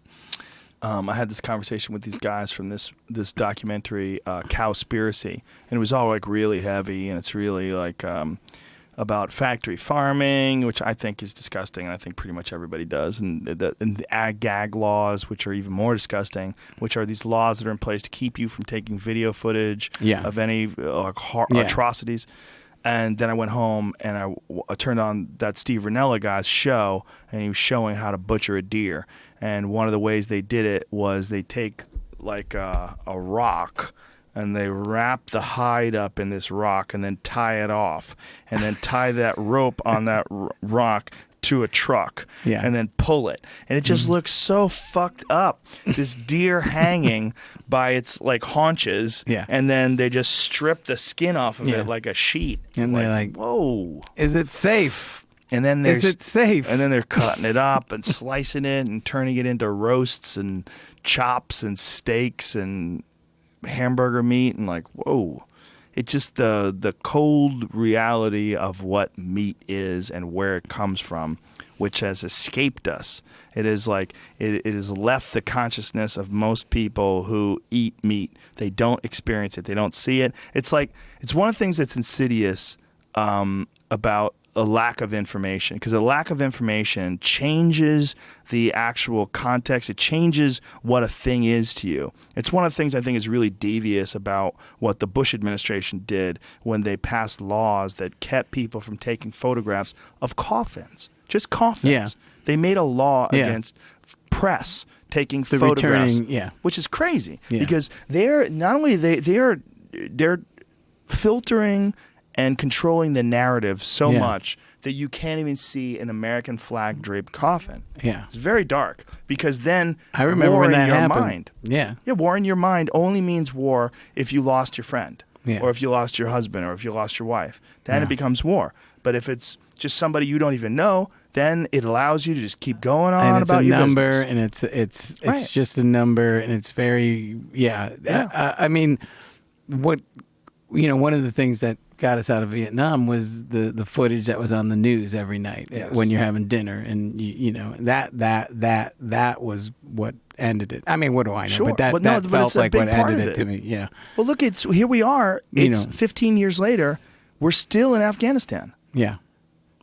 Why? And there's never any footage. Never. And when I was a You kid, have to search for it. When I was a kid, that was what was on during the news while we're having dinner, and that was what I saw my parents' turn. My parents went from cursing hippies and war protesters to going to the other side. Wow. So That must have been interesting. yeah, I mean, I watched it. And so. Yeah, the fact that I remember when that happened, it was crazy, but I think the new administration is going to fix everything. For sure, especially if Trump wins. Yeah, very excited about that. If Hillary Clinton wins, it's gonna be all different, folks. It's Yeah, not going to be business as exactly. usual. It's not going to be just politics. It's not going to be about money controlling politics. It's not. Yeah. I don't care where she gets Yeah. her money from, dude. She's got ethics. She's got morals. Those bankers, they could pay her hundreds of thousands of dollars. She's going to tell them off. Yeah, it is, but it is an insane camp. And this is I've never seen anything like this. I'm 53 years old. It's the most insane, right? Barry Yeah. must be loving it. You know Because what's in some funny? ways- It's Godfather 3 because Barry was out, and they dragged him back in.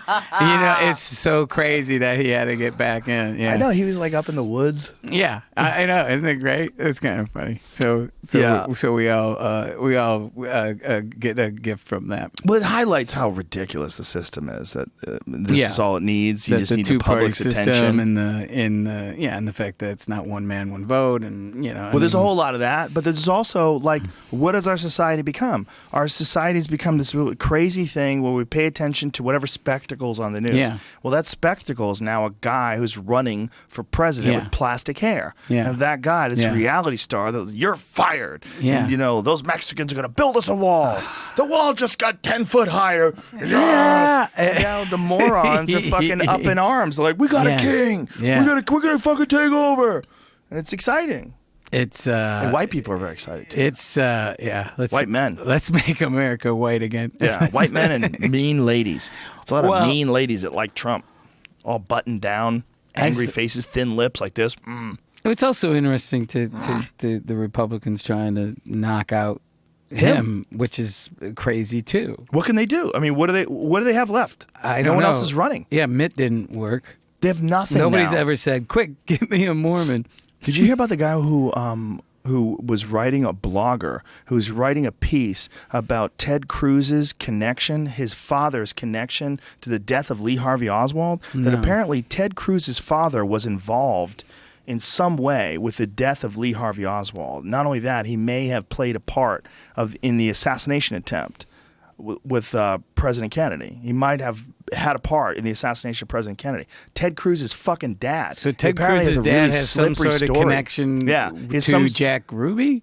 Yes, and Wow. has some sort of a connection with the people that were rebelling against the Batista regime, and a lot of his story apparently is bullshit. And like people who have looked into it, it's one of the things they were looking into while he was running for president.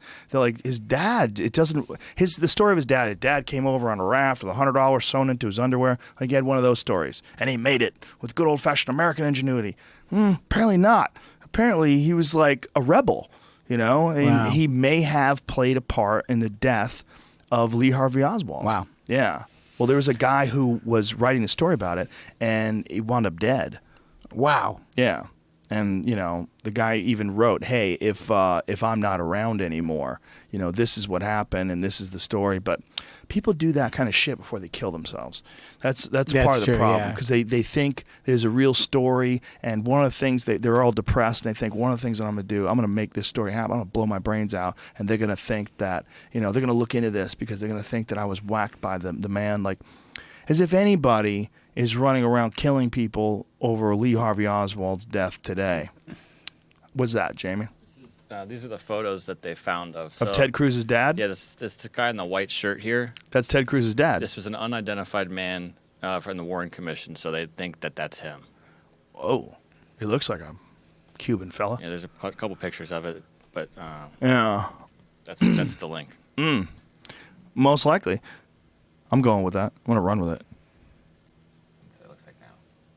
That's him today. Well, apparently his story doesn't add up when they check out his history, when he says he got here, when he actually was here.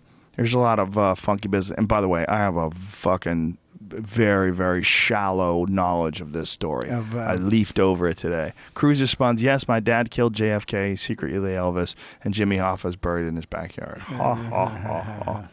Ted Cruz got sunk by that video that showed the outtakes of him making one of those videos. Did you see that? No. The family and his mom and everything. Fantastic. Like it was one of them was like my mom prays for me, oftentimes hours a day, and she went like, and they showed it. They had like the footage of his mom. Like, what? If I don't fucking pray for you hours a day, what am I, crazy? Jesus Christ! Like they made them do take after take. There it is. It was like so fake. This is great. It's so fake. We can't hear it without the headset on. There's his dad. He killed JFK. That's what I heard. Want to hear it? Here, put the headset on. Earlier this year, the Cruz campaign posted hours of this footage on YouTube. By law, campaigns can't coordinate with super PACs, so many quietly post raw videos like this on public websites as a way to share material legally. But it lets us take a rare peek behind the scenes at the strange world of political ad making. Give me a couple lines from Green Eggs and Ham.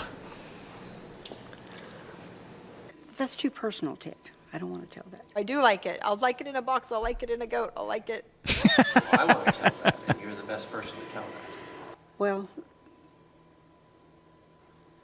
there's some very personal details that I don't want to go into. I don't like it. I don't like it. I don't like it. I'm Sam. I am. I'm Sam. You don't have to go into it. Okay. When Ted was 3. Look at me. Well, I need the book if you want to give me specific lines. But Not a day goes by that my mom is not lifting me up in prayer. That's right. For hours at a time. Our family has actually made a difference and an impact in our country today. Am I supposed to say the same type? my family background is that my grandfather was a missionary in Africa for about 40 years. I don't know what else to say. I don't know. Just keep talking. Just keep talking. Look at the kid, poor kid. My fucking crazy dad. Start that again. But the brother thinks too much. I can't get his gig down. He doesn't live there. It seems like everything is staged, even hugs. Hugs, and I love Proud of you, Joey. I love you. Oh, no. Who's that guy? I love you, Ted. I love you too. I love you, Mom. Oh. You, dear. I love you. Oh, fake. I love you. I love you. I killed JFK. He got it right in his ear. See In a it? political That's what I heard. the scene- This is the same as what we're talking about. Line. Yeah, this is Bigfoot. I love you. Line. This might as well be Bigfoot. Look at this. They're sitting around the dinner table. Just didn't even know a camera's there. Camera just caught us. It's weird. Wow. Let's hold hands in prayer. Dear magic man in the sky who doesn't like gay Let's- people. Let's make sure that our food has all been blessed. This is just a casual, we say grace. First we lay the dolly track out. First of all, why are you pretending this is your fucking kitchen table, bitch? You know you got some nice house. You got cash. You're not living a simple, humble life, you Look at fuck. that. We were looking at, before you got here, something that I forgot about. Can we play that? What? I forgot about this, and recently I was doing a show, and then a stand-up show, and the guy in the booth played it, Avery, and in my mind it was it was way more chill. This is Arsenio Hall got canceled, and this is footage of me going on the show. Exactly what I want to know is, do I still have to keep kissing your ass? This is after he's canceled? Yeah. It is, why I feel... Why make it easier for the next guy? Are you really quitting? Yeah. Well, then, let's cut right now.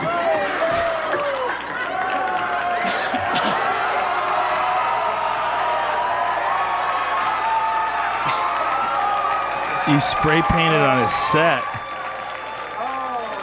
Yeah, it's What are you saying? Paramount. Paramount sucks. Yeah. Right? Yeah. I don't even remember this. And now nobody stopped you. So did they not know they you did were not doing know it? I was going to do this. Oh, did they know you had a can in your pocket? No. After this, I would start getting patted down when I did shows. And this but- is before, but this is before the Tonight you lit Show. the Tonight Show on fire. So you threw couch cushions into the Watch audience. this, though. This is... Oh my God! You took a monitor and smashed it. That's a Jesus Christ. $3,000 monitor. Did they make you? They charge you for that? No, they were nice. Leno charged me for the chair. He did. Yeah. How much did he charge you for the chair? It was like $500 or something like that. Oh my God, dude, you're going crazy. This is so punk rock. Look at Arsenio stepping in to try to stop you, but he's laughing while he's doing it. Yeah. But here's funny. Oh, when this is hilarious. Flipping over couch and shit. I like how you kept your hat on the entire time. No, there you go. Oh, there You it say goes. I'm bald, yeah. But here's funny is, oh yeah, we'll get stopped here. But they just, when they broadcast it, they put this logo up. Yeah, that's that's yeah. funny. But so when they broadcast it, they put that logo up because the director at the time just had this loving shot push into Paramount sucks. Oh, that's that was what they had a funny. problem with. But when he wrestled me down, he whispers into my ear as they're going to commercial. He goes, "Thanks, man."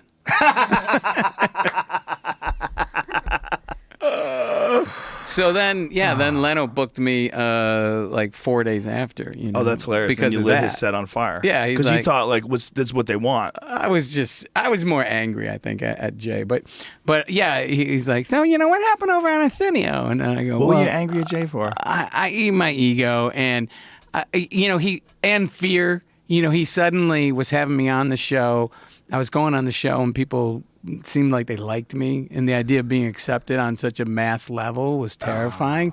And I think I resented him because even though he's older than me, I've been doing comedy almost the same amount of time. And he was always always like doling out advice. And it's like, well, I don't want to have your career. You know, don't do this. You know, and it's like, it's like I'm a man and I make my decisions. I just do a different kind of comedy as you. I'm not criticizing the kind of comedy, you know, you guys do. You know, there was all those sweater acts back then, you know. Yeah. So I don't regret it, but I do think it was kind of an asshole move to Jay. It was an aggressive move, and I apologized to him later on, years later. I was like, I was being nasty. Where Jay belongs is what he's doing now. I'm sorry, keep going. No, go ahead. Where Jay belongs is what he's doing now. Like doing that car show, he's fucking great at it. He's great on it. It's fun. Well, you remember like, he's him a different guy. Well, but he's a funny guy. I mean, Yeah, that's on Letterman, you mean? Is that Yeah, what you're he gonna would say? crush. Yeah. He It's would amazing. crush. Yeah. And I haven't seen the car show and stuff. Well, but a lot of comics felt betrayed because he was this guy who was kind of like the hip, smart voice of like mocking a lot of the stupid shit that we saw in the world. And then all of a sudden he gets this Tonight Show gig and he becomes Mr. Living Room. Yeah, and he went from, I mean, Yeah. there. It looks like I'm peeing fire there, Yeah. actually. So he's got this show now. I think it's funny, like in my memory, I was like, well, it's just a little fire, but that's a pretty good size People flame. could have died. For See, sure. see, this is, because I have lighter fluid, that's what made it arson, because it was premeditated. Premeditated. I As learned a opposed lot to you being about- in the moment. Well, I mean, if I just set it on fire with a lighter, then that's why it was arson. But anyway, his show that he's doing now, it's like something that he actually cares about. And we talked about it. I had him on the podcast. He was like, yeah, I mean, I would have these, you know, he couldn't pick who was on the Tonight Show. So they would put people on like from reality shows and he'd be like, he'd have to say, so you and her ever going to get married or what's going to happen? Yeah, that's the nature of that. It's, you know, I think Letterman made a decision after, you know, some days, I think I'm paraphrasing, but someone said, who was on the show tonight? And he's like, I don't know. And then he was like, that was when he decided to retire. Like he couldn't remember. I get that. When I used to direct the Kimmel show, someone would say, who was on last night? And I couldn't remember. Yeah. Because it's a grind. It's weird. Yeah, it's a weird gig. When you're I'm doing always it over and over fascinated and over by again. the ego of the guy. Remember the guy who tried to blackmail Letterman? Yes, yeah. Well, he was fucking the guy's girlfriend or whatever it was. Letterman had some sort of relationship, and now this guy has a relationship. My take on it was this guy couldn't get past that she used to bang Letterman. Probably. There's probably some of that. And he was going through a bad divorce, so he's like, I got this thing. I'm going to blackmail Letterman and let his current girlfriend, I think the woman who became his wife, about this. He's going to blow up the whole thing. And I love that Letterman, what the guy never, ever, ever thought of, what if the guy just does the right thing? Yeah. Letterman just said, hey, this happened. It went on TV. Yeah, it was beautiful. And it didn't become a story like the way it normally would. And he didn't do that bullshit fake, I did something wrong. He said, this is between my wife and I. Yeah. But someone's blackmailing. I mean, just, because I always, that faux apology is really strange, like for nothing, when Hugh Grant apologized, he said, well, I did a bad thing. It's like, well, did you? And if you hadn't been arrested, would you said, hey, I did a bad thing last night. Right. I didn't get arrested or anything, but you guys should know I picked up a hooker at Right. You know what I mean? You wouldn't. It's what are you apologizing right. for? So, but Letterman didn't do a faux apology. He just did the right thing, and the guy's life came down like a house of cards.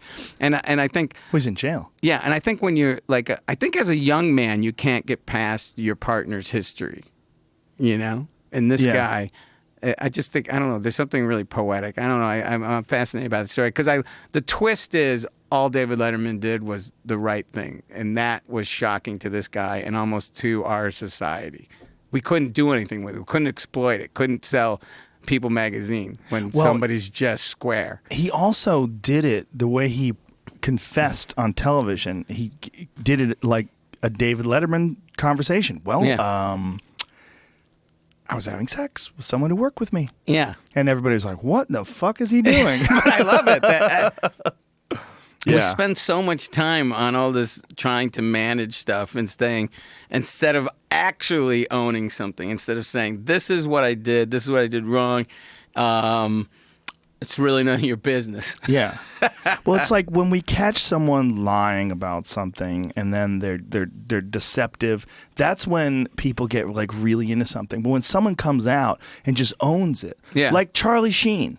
Like Charlie Sheen, like when he went on all these shows and said, I smoke rocks. That's what you do. I smoke all this coke, because that's how I roll, baby. Everybody's like, I fucking love this guy. But meanwhile, if someone had footage of him smoking crack and out there, banging hookers, people would be like, oh my God, his career is over. Yeah, and he would say, I got to put a spin on this. Yeah, there would be some sort of recovery. But what's really interesting is the Charlie Sheen thing. We're finding out that the whole tailspin that he went through in like 2012 was because he found out he had HIV. Like that's really part of what this all was about. Yeah. And that's what the most recent blackmail attempts against him was. Apparently he's paid millions of dollars to quiet this down. And he had all these sexual partners and didn't tell them, I guess. So there's all sorts of other lawsuits and all sorts of craziness involved. But that's what set him off and what made him say, fuck it, I'm just going to go out and tell everybody everything. And it was because he had HIV. It's really nuts. It's I was thinking of someone else's story at the same time just then. I don't know. I think we're just so used to this filter that I when someone is just genuinely honest and saying, that is actually the most powerful thing, and it takes all the sting out. There's no, you don't get any. There's no gossip. Right. You say, yeah, I did this. I think people are way more concerned with deception than they are with folly. They're way more just concerned with deception than they are with people fucking up, with people making mistakes. Well, I think it's funny when people will talk. I mean, not that it was a big deal that I set the Leno show on fire, but people now will come up to me and say, they'll be like, or stories appear that say I was banned from the Tonight Show, and it's like, no, I wasn't. That you made that step. I was on a week later. You decided that. Right. And that's a common thing in bios of me. I see people saying that I was banned from the Tonight Show. I mean, you were on a week later. I was banned for a whole 7 days. You lit it on fire, and then a week later you came back and would you say, "Hey man, I'm really..." No, we did a bit, of you lighting it on fire. No, again? No, he had me back on the show, and he had me buried in dirt up to my neck. It was funny, So it's like, no, that didn't happen. Right. Just you made the next step.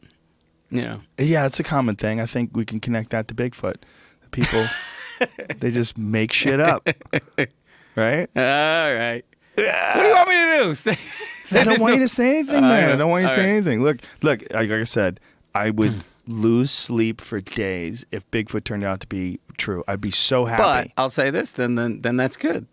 Look, if someone hit one with a car and it died, and they had definitive proof that there is a real Gigantopithecus, and you see some fucking, Land Cruiser that's smashed by some gigantic ape that just wandered out of the forest.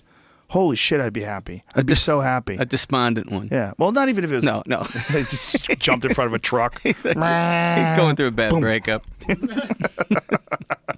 You made Jamie laugh out loud.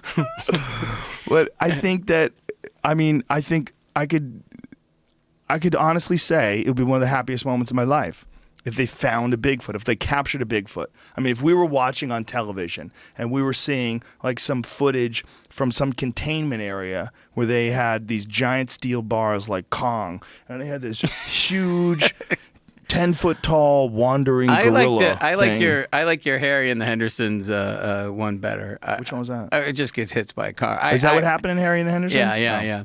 But I much would rather have that than this animal sadly captured. Well, one of my favorite hoax stories is a guy in Montana who put a ghillie suit on and tried to fake that he was Bigfoot. And one teenager ran him over one way and another teenager ran him over the other way. So he got hit on one side, blam, on one side of the road, then another teenager the other way ran him over, which is hilarious. It's like, well, he died doing what he loved. I mean? Like, that funeral had to be like Yeah. The Chuckles, the clown, the Mary Tyler Moore. You know what I mean? It's just like he was dressed up trying to fake out on people, meth, wearing a ghillie suit, hanging on the side of the road. I'm Bigfoot. This is going to be funny. Blam. The girl ran him over. She saw Bigfoot. She just turned the wheel towards him. I'm going to be rich. Bam. I think, well, when we find Bigfoot. When? So much confidence. Yeah. I'll be back on. They're talking about using drones, sending drones over the skies. Well, that the canopy wouldn't. Yeah, you wouldn't be able to see shit. Yeah, that's ridiculous. That's the only, the most compelling thing about it is that you just, the territory's so dense. It's so huge. But there's nothing, man. They don't even have a hair. Not a single piece of evidence. Nothing. Did you ever see do you know about Jimmy Stewart's wife? Jimmy Stewart, the comedian? Jimmy Stewart, the actor. Famous actor, comic actor? His wife smuggled a Yeti finger in her underpants. What? Out of the Himalayas. She put it in her pussy? Is that what you're saying? No. She put it in her underpants. Why would she put it in her underpants? Where? Oh, in the back. No, she wasn't wearing the underpants. On the side. It was in her. It was like her luggage, and she had like. And she's so confused. And she smuggled. Like, imagine what she smelled like after she got home. That's hers? Well, a piece of this finger.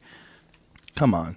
What is that? And she smuggled it. Yeti researcher Peter Byrne learned of the Yeti hand and scalp on display at a remote Buddhist monastery.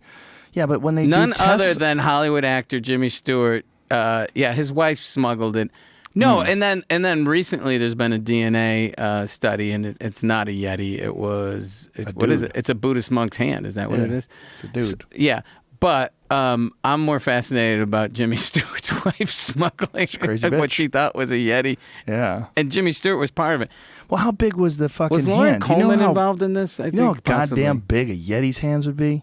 Yeah. Jesus Christ. Well, this monk, he had big hands. Well, that was another thing about the Yeti. Huge cock. Hold on, look at this, Jamie. Google this. There was a they found one of the reasons why people saw a Yeti is that there was a bear in the Himalayas that was thought to be long extinct, and it turns out that it may not be, and it was a different kind of Eurasian bear. Some large bear. Is it a white bear? I mean, is it like a polar bear? I don't know. But look, when you're looking at things in the snow, this was fascinating to me. Once I was see if you can find that. I was in the woods with these guys, and we're looking at trail cam footage, and there's it almost looks like a weasel. It's called a marrot, and it's supposed to be extinct. And so this guy's showing me this footage. And he shows, well, yeah, this is a marrot, there hasn't been one in 50 years and this and that. And he goes, but take a look at the snow. Like he buries the lead and he goes, this looks like a footprint. He clicks past it. It's like, Dude, you found he's showing me all this footage. So he found an extinct animal. Goes, yeah, this is supposed to be extinct. Yeah, it's a merit. It goes, and then he click. Take a look at this. You know, we're looking at a footprint in snow, and not concentrating on the fact that he found an extinct animal. Swear to God, I was like, you're burying the lead. You found an animal that was supposed to be dead. Yeah. But we're looking at what might be Bigfoot Duke. But did he absolutely positively identify that as a merit, though? Yeah. Wow. So this was like huge news then. He didn't seem to give a rat's ass. So did he report it? Yeah. He did. So now they know this animal isn't extinct. Exactly. Well, there's been some cases of that but before. You know what I mean? Oh, that happens a lot. But yeah. I mean, my point is this is the thing. As much as I love the Bigfoot community, I don't know if you've ever gone and tried to get them to talk about anything else. They don't talk about anything else. They can't. No. It's all of a sudden, it's like Yeah. it's really weird. Like if you bring up something, hey, did you guys see the new Avengers movie? Well, it's so compelling to It's them just like, because this is this thing that they've been searching with no reward. There's no reward, and they keep looking, and it never happens. Well, there's the women. The Bigfoot community women? Yeah, they just they're like groupies. No, in the Bigfoot community. I told the women that went with me. I said, really, just don't, no necklines. You guys aren't gonna get out of there alive. You gotta burk it up. Yeah, yes, I really did. I said, you haven't gone to one of these before. I don't want to see anyone's figures. Yeah. What is the most compelling thing to you? Is eyewitness evidence, or is there? I love that. I love that. Even if someone's lying to me, if that's the case, I don't. Listening to someone telling me a story that they believe is true. I don't think it's someone lying to me. It's my favorite part of finding Bigfoot when they go to some town community. Some community in some small town, and they start talking to them in the community center and asking them, how many of you here have had a Bigfoot encounter? And they know the camera's there, so they're all like, they all raise their hand. When we were doing this thing, I was doing this thing for CBS. It's called Game Show in My Head, and what it was is it was a game show. We would put this little earpiece in people, and the game show is we would send them out into a we created this scenario. They didn't know what it was going to be until they got out there. So they'd be standing there, and then I'd say, all right, here's the deal. You are a news reporter, and you have been sent here to do a report on someone who has seen a UFO. The problem is that person took off. So you need to find a person on the street that will admit that they saw a UFO, and they have to tell you that they were taken aboard that UFO and probed. If you can get someone to do that on camera, you'll win, and you make the money. Because it was like a series of tasks they had to do. They all did it. Yeah. Everybody they asked did it. They all fucking did it. And I was watching these people, and that was the first straw in what broke the camel's back to me, that a lot of these stories are bullshit. Because I was watching these people come up with these fucking stories on the fly. They weren't actors. They weren't alerted of it in advance where they prepared a story. They just, hey, I'm in a bind. I'm a reporter. Right. We were sent down here. And these people just ran with it. Years ago, Tom Kenny did that for, he would ask people, he was doing the same thing, saying that there's this new movie coming out starring Danny DeVito. and he would just keep piling on. And they go, oh, Danny is so funny. It's like, no, it's his mother dies. It's so sad seeing Danny DeVito. They'll just change it? Oh, they would, yeah. They would, yeah. God. And it's yeah. If people find out that they're going to be interviewed and they find out that they're on camera, they will do all kinds of crazy things to comply with whatever the narrative is. It's real weird, man. And so when you're interviewing people and ask them about UFOs or ask them about Bigfoot, just the camera and the fact that you're filming alone, it changes the reality of whatever their story would or wouldn't be. It changes. It gets adjusted. It becomes a giant factor in whatever the story is, the fact that there's a camera on them. Well, I believe on the other side of things, doing like after doing Call Me Lucky, I learned a lot about, and you probably know this obviously already, most people want to tell you their story. And most people, do you know what I mean? If you don't even have to do too much, you don't have to make someone uncomfortable. You don't have to even be probing too much. Most people do want to be heard. Most people will tell you really personal things. I'm not talking about Barry, but I'm talking about the other folks that supported the movie. Right. And I learned when I was doing that doc that the key was that I had to shut up and I had to listen, which as a nightclub comedian was really hard.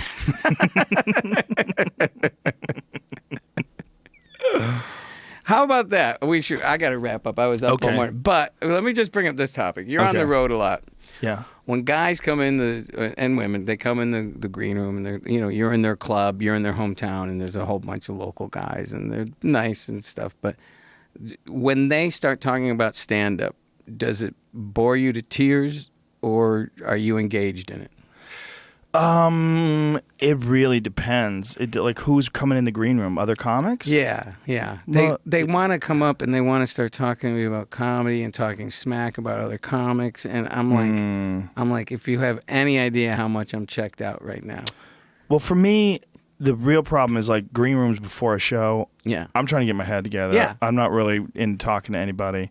I'm into going over my notes. Yeah, figure out I want to do a the good show. Yeah. Yeah. So if someone comes in and they get in the way, like that's my Well, you actually prep say, time. hey, man, step out. I don't usually have very many people come to visit. Really? Me. I'm always hosting this thing. I don't know what it is. And I'm always just like, I will talk about anything other than that. And I shouldn't admit this publicly, but when people come up to me and they bring up Police Academy, swear to God, often I'm thinking of committing harikari while they're talking to me, and I'm not even kidding you. Like I say, oh, that's great. How old were you when you saw it? And I'm just thinking that I'm pulling my entrails out under their shoes.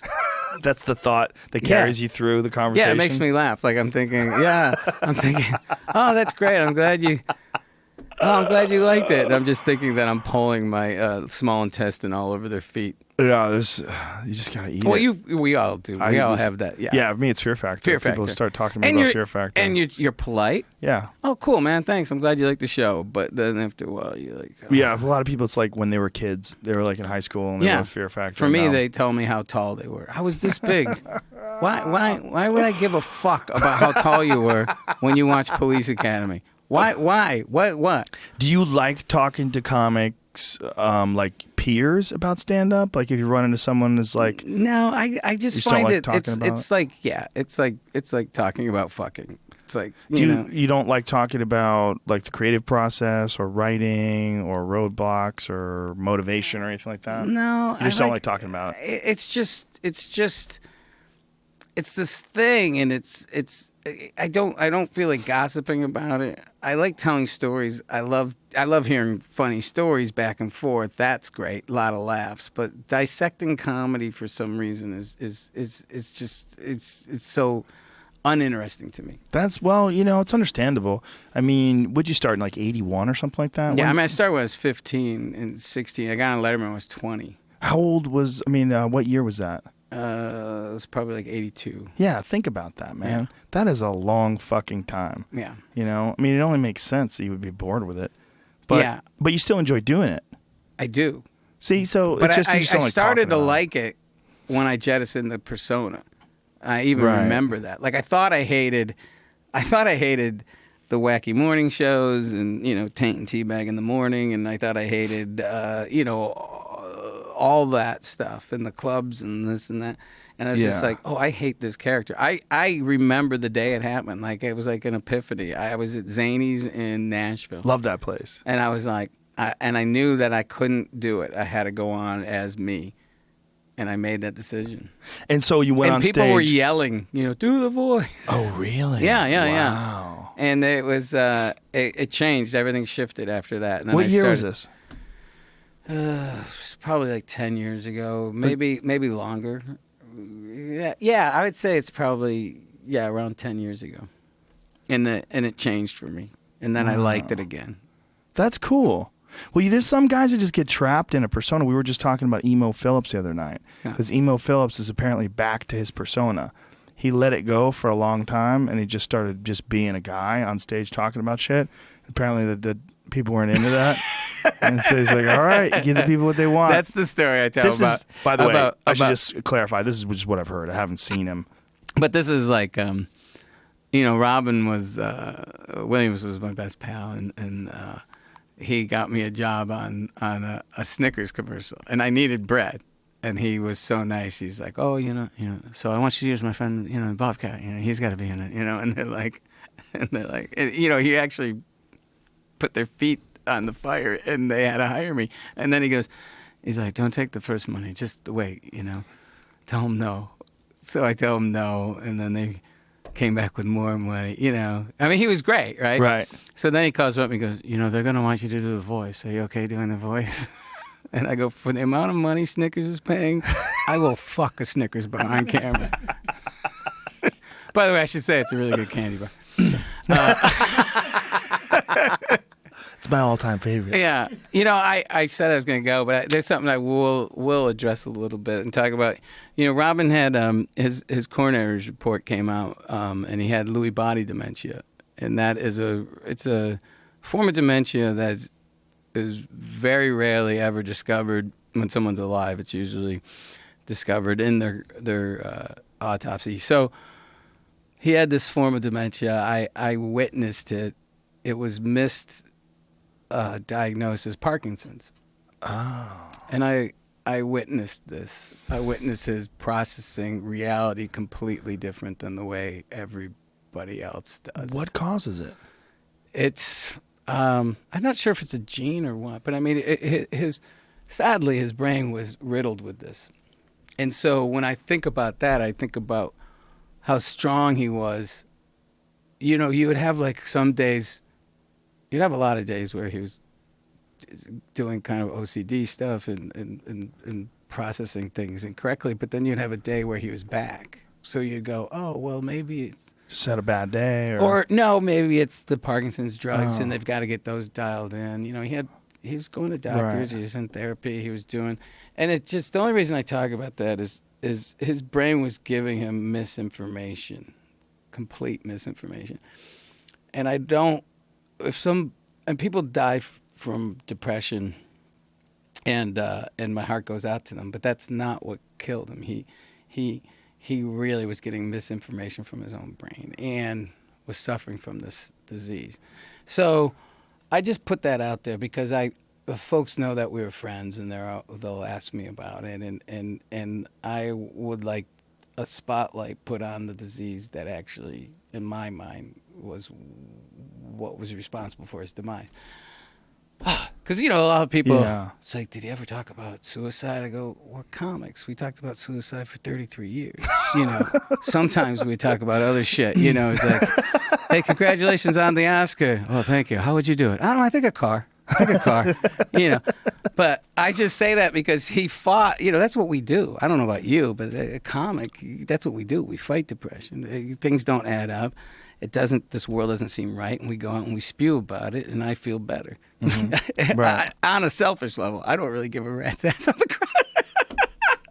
I vent and I feel better. Mm-hmm. And he fought it, and it wasn't depression, it wasn't career, it wasn't, he'd been sober most of his adult life, so it's very disturbing to me that a lot of people were trying to attribute all sorts of reasons for why he did it, and even there was a lot of that's men's rights groups that were attributing it to his divorce settlements. Oh, brother. Yeah, there was a whole thing where this guy was doing this video, and I even talked to him about it. But he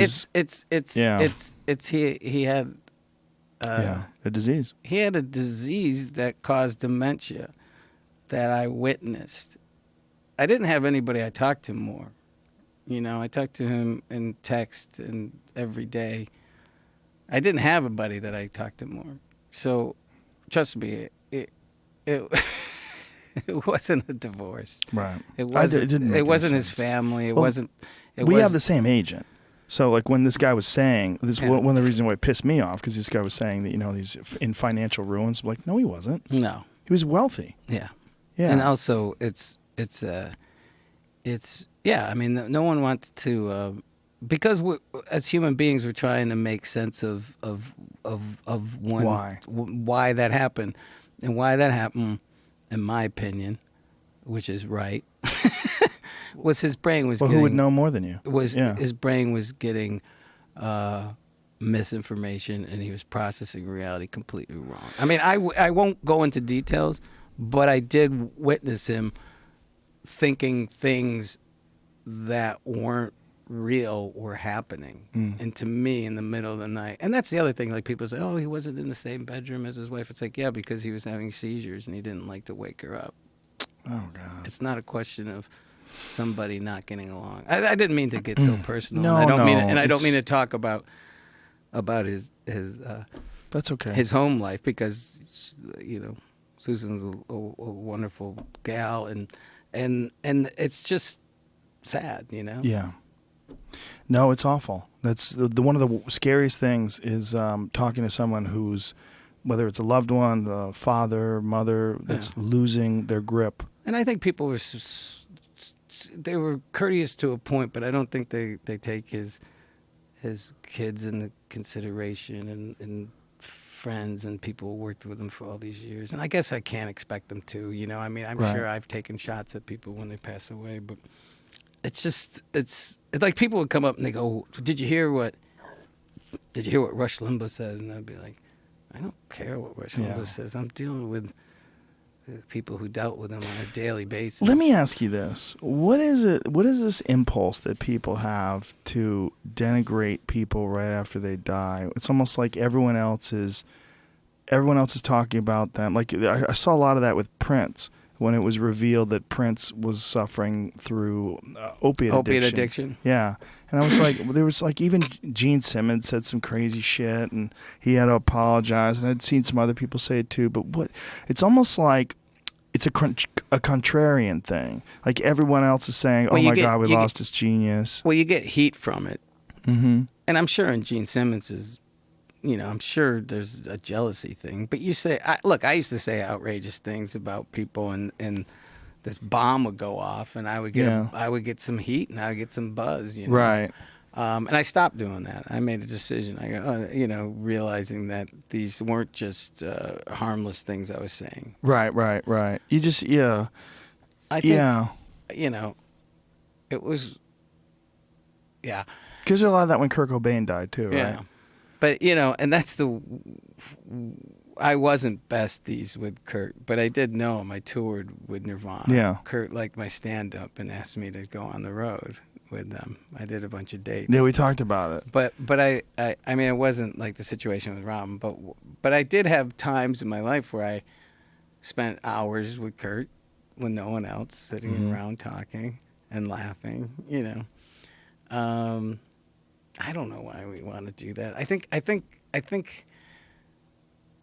we try to make sense of it. I think we're trying to make sense of it. I think that's where a lot of conspiracies come from. I think when someone who's in our mind reached the American dream and then they die or take their life or overdose, we have to say, well, they had it all, and that's what we believe is the ultimate fulfillment and happiness. America is the People's Republic of spring break, where no one's pursuing fulfillment. Everyone's pursuing happiness. There's two different things. I'm really fulfilled. Am I happy? Am I laughing all day? No. But you're happy sometimes. I'm happy a lot of the time. Yeah, well, I've never when you and been I talk, happier. like if I didn't know that you're this nuanced guy that's very thoughtful and you have a lot of opinions and you're always considering all sorts of, if I just if I tried to form a view of you based on you and I talking, we're always laughing. Yeah. I would say, Bobcat's so jolly. Every time we talk to him, it's like true. laughs and hugs and. But it is true, and it's because we never see each other before noon. First of all, but it's a daily reprieve. It's a daily decision. I get up, the squirrels are up before I do, and I beat them down, and then it turns. And when I'm directing on a set, I'm like, I can react and fear, or I can just sit here for a second or two, and it always usually works out. Very rarely do I have to say, no, man, you just sit there. I think so much of show business, everything's based on fear and people thinking someone's going to say you screwed up or you didn't do it right or you didn't get extra takes and all that stuff. But, man, my job is really not to freak out. I'm really happy right now. Well, that's beautiful, man. I think you're doing some awesome work. I really do. I really often do. tell people to quit, because that's very un-American. Never quit, never give up. It's like quit, and then until you end up someplace where you don't want to leave. Right. And that's what I've done. Quit everything that doesn't feel right. That doesn't, when I made the decision not to go on auditions, it was scary, and it became the best thing that ever happened to me. All of a sudden, I'm freed up, and I'm writing screenplays, and I'm doing, It's like, what am I trying to get on? Who's your daddy or whatever the fuck, you know what I mean? Or A Bird in the Hand or whatever the fuck. What am I doing? What am I doing? Right. Yeah. But you find your voice, I mean, it's interesting now to see the stuff you're doing. And the funny thing to me is, like, someone in an interview said, because I make them about a movie every year and a half, and they're like, so what is the, who are you competing with? What other filmmaker are you competing with? I'm like, I'm competing with the Grim fucking Reaper. I just figured this out like 10 years ago what I want to do. That's what motivates me. How old are you now? I'm 53. I'll be 54 soon. And so, like, when you run around, you hit 40, you're like, yay, this fucking thing's ticking. Oh, man. And I write a lot, and I write screenplays that'll never get made, but I just write them to get them out of me, And well, listen, man, that's what it's about, really. It's about whatever it is that you're compelled to do, that you can do, that you're talented at, and then pursuing that, and just fuck all the rest of it. Yeah. And I see it in and you. people hear us say this, and they think that, well, it's easy for you guys. You had this other career and all this stuff. It's like, no, not really.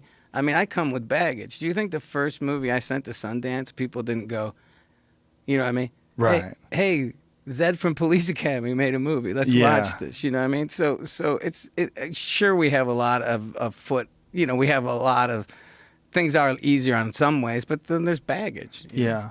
Well, there's just, I guess that's with anybody that's been in the public eye for a long period of time, especially, again, a guy like you, that's a nuanced guy. There's a lot going on. There's happy stuff, and there's anger, and there's silly shit, and there's mockery, and then there's, like, really important points that you want to make, and then there's mistakes. And there's impulses, and we've all had those, But that's the best part. Yeah. I don't know if I was on a set and I felt people weren't having an enjoyable time. It would, not that it needs to be a party, but if people felt compromised, it would really bother me. Oh, for sure. Like if you were having an actor do a part that they just really didn't believe in and thought the piece was bad. And if the process was unpleasant, I mean, my sets are usually pretty ridiculous. I'm the one that's probably internalizing, but it's very, I can't explain it. Like when I was on Kimmel, I remember once I spent $8,000 and I bought 10 tons of snow and put it in the parking lot for Christmas, And Jimmy looks out the window and goes, "What is that? What is that? Is Disney have a?" I go, "No, I bought snow for everybody." It's like playing stuff. Oh my God, we went sledding, we made ramps, we had the hugest snowball fight. Life's short. Or I remember once everybody wanted to kill each other, so I rented one of those giant balloon bounces, and everybody just bounced around, and there was no pressure on the set anymore. Did you like doing that show, or was it just too monotonous? I really liked it a lot, and then I actually loved it. And then when I started to realize I was, honestly, I'll be really honest right now. When I started to feel like I was starting to phone it in, I was like going, this is not fair to my friend. Right. Who I love. I love Kimmel. We did a lot of directing, right? You did, I ran into you in New York when you were doing the Chappelle show. Worked on Chappelle. The very first episode. Yeah, well, I worked at the beginning. And Dave Chappelle's not crazy. That's the other thing that drives me nuts. Because he walked away, but I saw those people micromanage him and drive him nuts. They were so rude. No, Dave's not crazy. He's a friend of mine. I love Dave. He's a very, very brilliant guy. Yeah. Very smart and aware, and has the cojones to do what you said, to quit, to walk away from $50 million. I'm uncomfortable saying this story, but I don't know. It's just trying to use, because I know the semantics of the language. I'll just say what happened. People can make whatever. But I was directing that show, and white Comedy Central executives came down and asked me. They said, "Can you tell Dave not to say nigger so much. And I said, Dave, the white Comedy Central executives in front of him would like you not to say nigger so much. And Dave goes, Bobcat, pshaw. What did you say? It was really weird and awkward. And then they left. Like, I intentionally thought, well, this will be embarrassing for them. This is exactly what he told me. Oh, good. Because yeah, I don't think I've ever come forward with that story. But yeah, I'm witness to that insanity. Well, as the show became more and more successful, apparently what had happened was advertisers were skittish about being involved, even though it's gangbusters ratings. They still were like, he keeps saying the N-word, and Toyota doesn't really want to be involved with the N-word. We don't know what to do. And so, they took, in my opinion, the greatest sketch comedy show of all time. I don't think there's anything that comes close. I think it was 2 years. It's one of my greatest accomplishments as an actor, because I don't really like much of what I did except for news radio. But one of the greatest accomplishments to me is like, I feel like I was on the greatest show of all time. I did a couple sketches on the greatest show of all time. I really think that show was the all-time most innovative and hilarious sketch comedy show ever. From the haters ball, like the haters convention, to the black, blind, white supremacists that didn't know it, to, I mean, you could go down the list to Rick James. Racial draft. Yeah, I mean, he had so many killer bits. They were they were so original. He's brilliant. Well, that's one of the most offensive things about what's going on now. Like, there's so much rehashed and regenerated, and just take like a script, take a sketch from Mad TV, and they sort of rework it and spit it out today on some new show, and it's fucking gross. I mean, that's what you're seeing. I mean, what Amy Schumer is getting accused of, what you're seeing over and over again, and they keep showing these sketches. Well, here was a sketch that was on Mad TV. Here was a sketch that was on this. Here was a sketch. You never saw that with Chappelle. With Chappelle, all those sketches were unique and unusual. Yeah, and it was also kind of the funny thing was also in the editing process, following the ball, like we would discover stuff that was just funny I can't explain it. It's like we're cutting this Mitsubishi commercial, and the woman her breast came out during the filming, and not in this per the script. I go, Dave, did you see that? And you just see Dave's eyes go right down there. So he busted himself on he actually, during the wraparound, showed what he'd done. That's hilarious. And it was beautiful. It was beautiful because he was busting himself.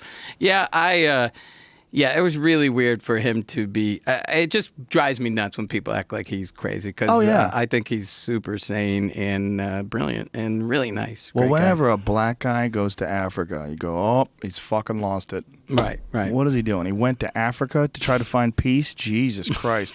They offered him $50 million and he went to Africa. He lost his mind. He lost his fucking mind. Yeah.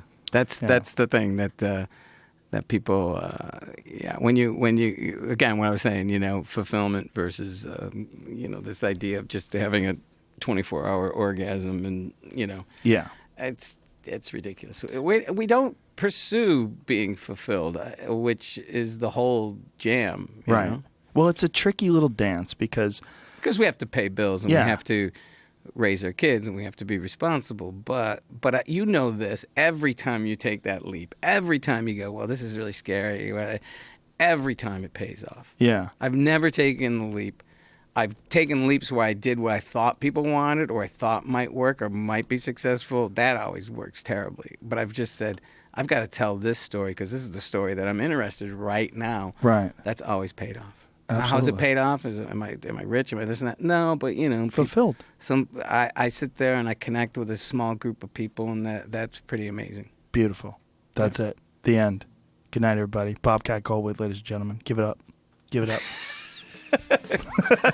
Thanks, brother. Thank you. It was a lot of fun, man. Thanks. I'm glad we did it. That was great. And we ended with the headphones on. Notice yeah, that? I know, we didn't even notice. We couldn't have. It was, how did we didn't even that notice we had it. We kept them on. Is this thing still recording? Gary Johnson tomorrow, presidential candidate. Gary Johnson, 9 a.m. See you, fucks.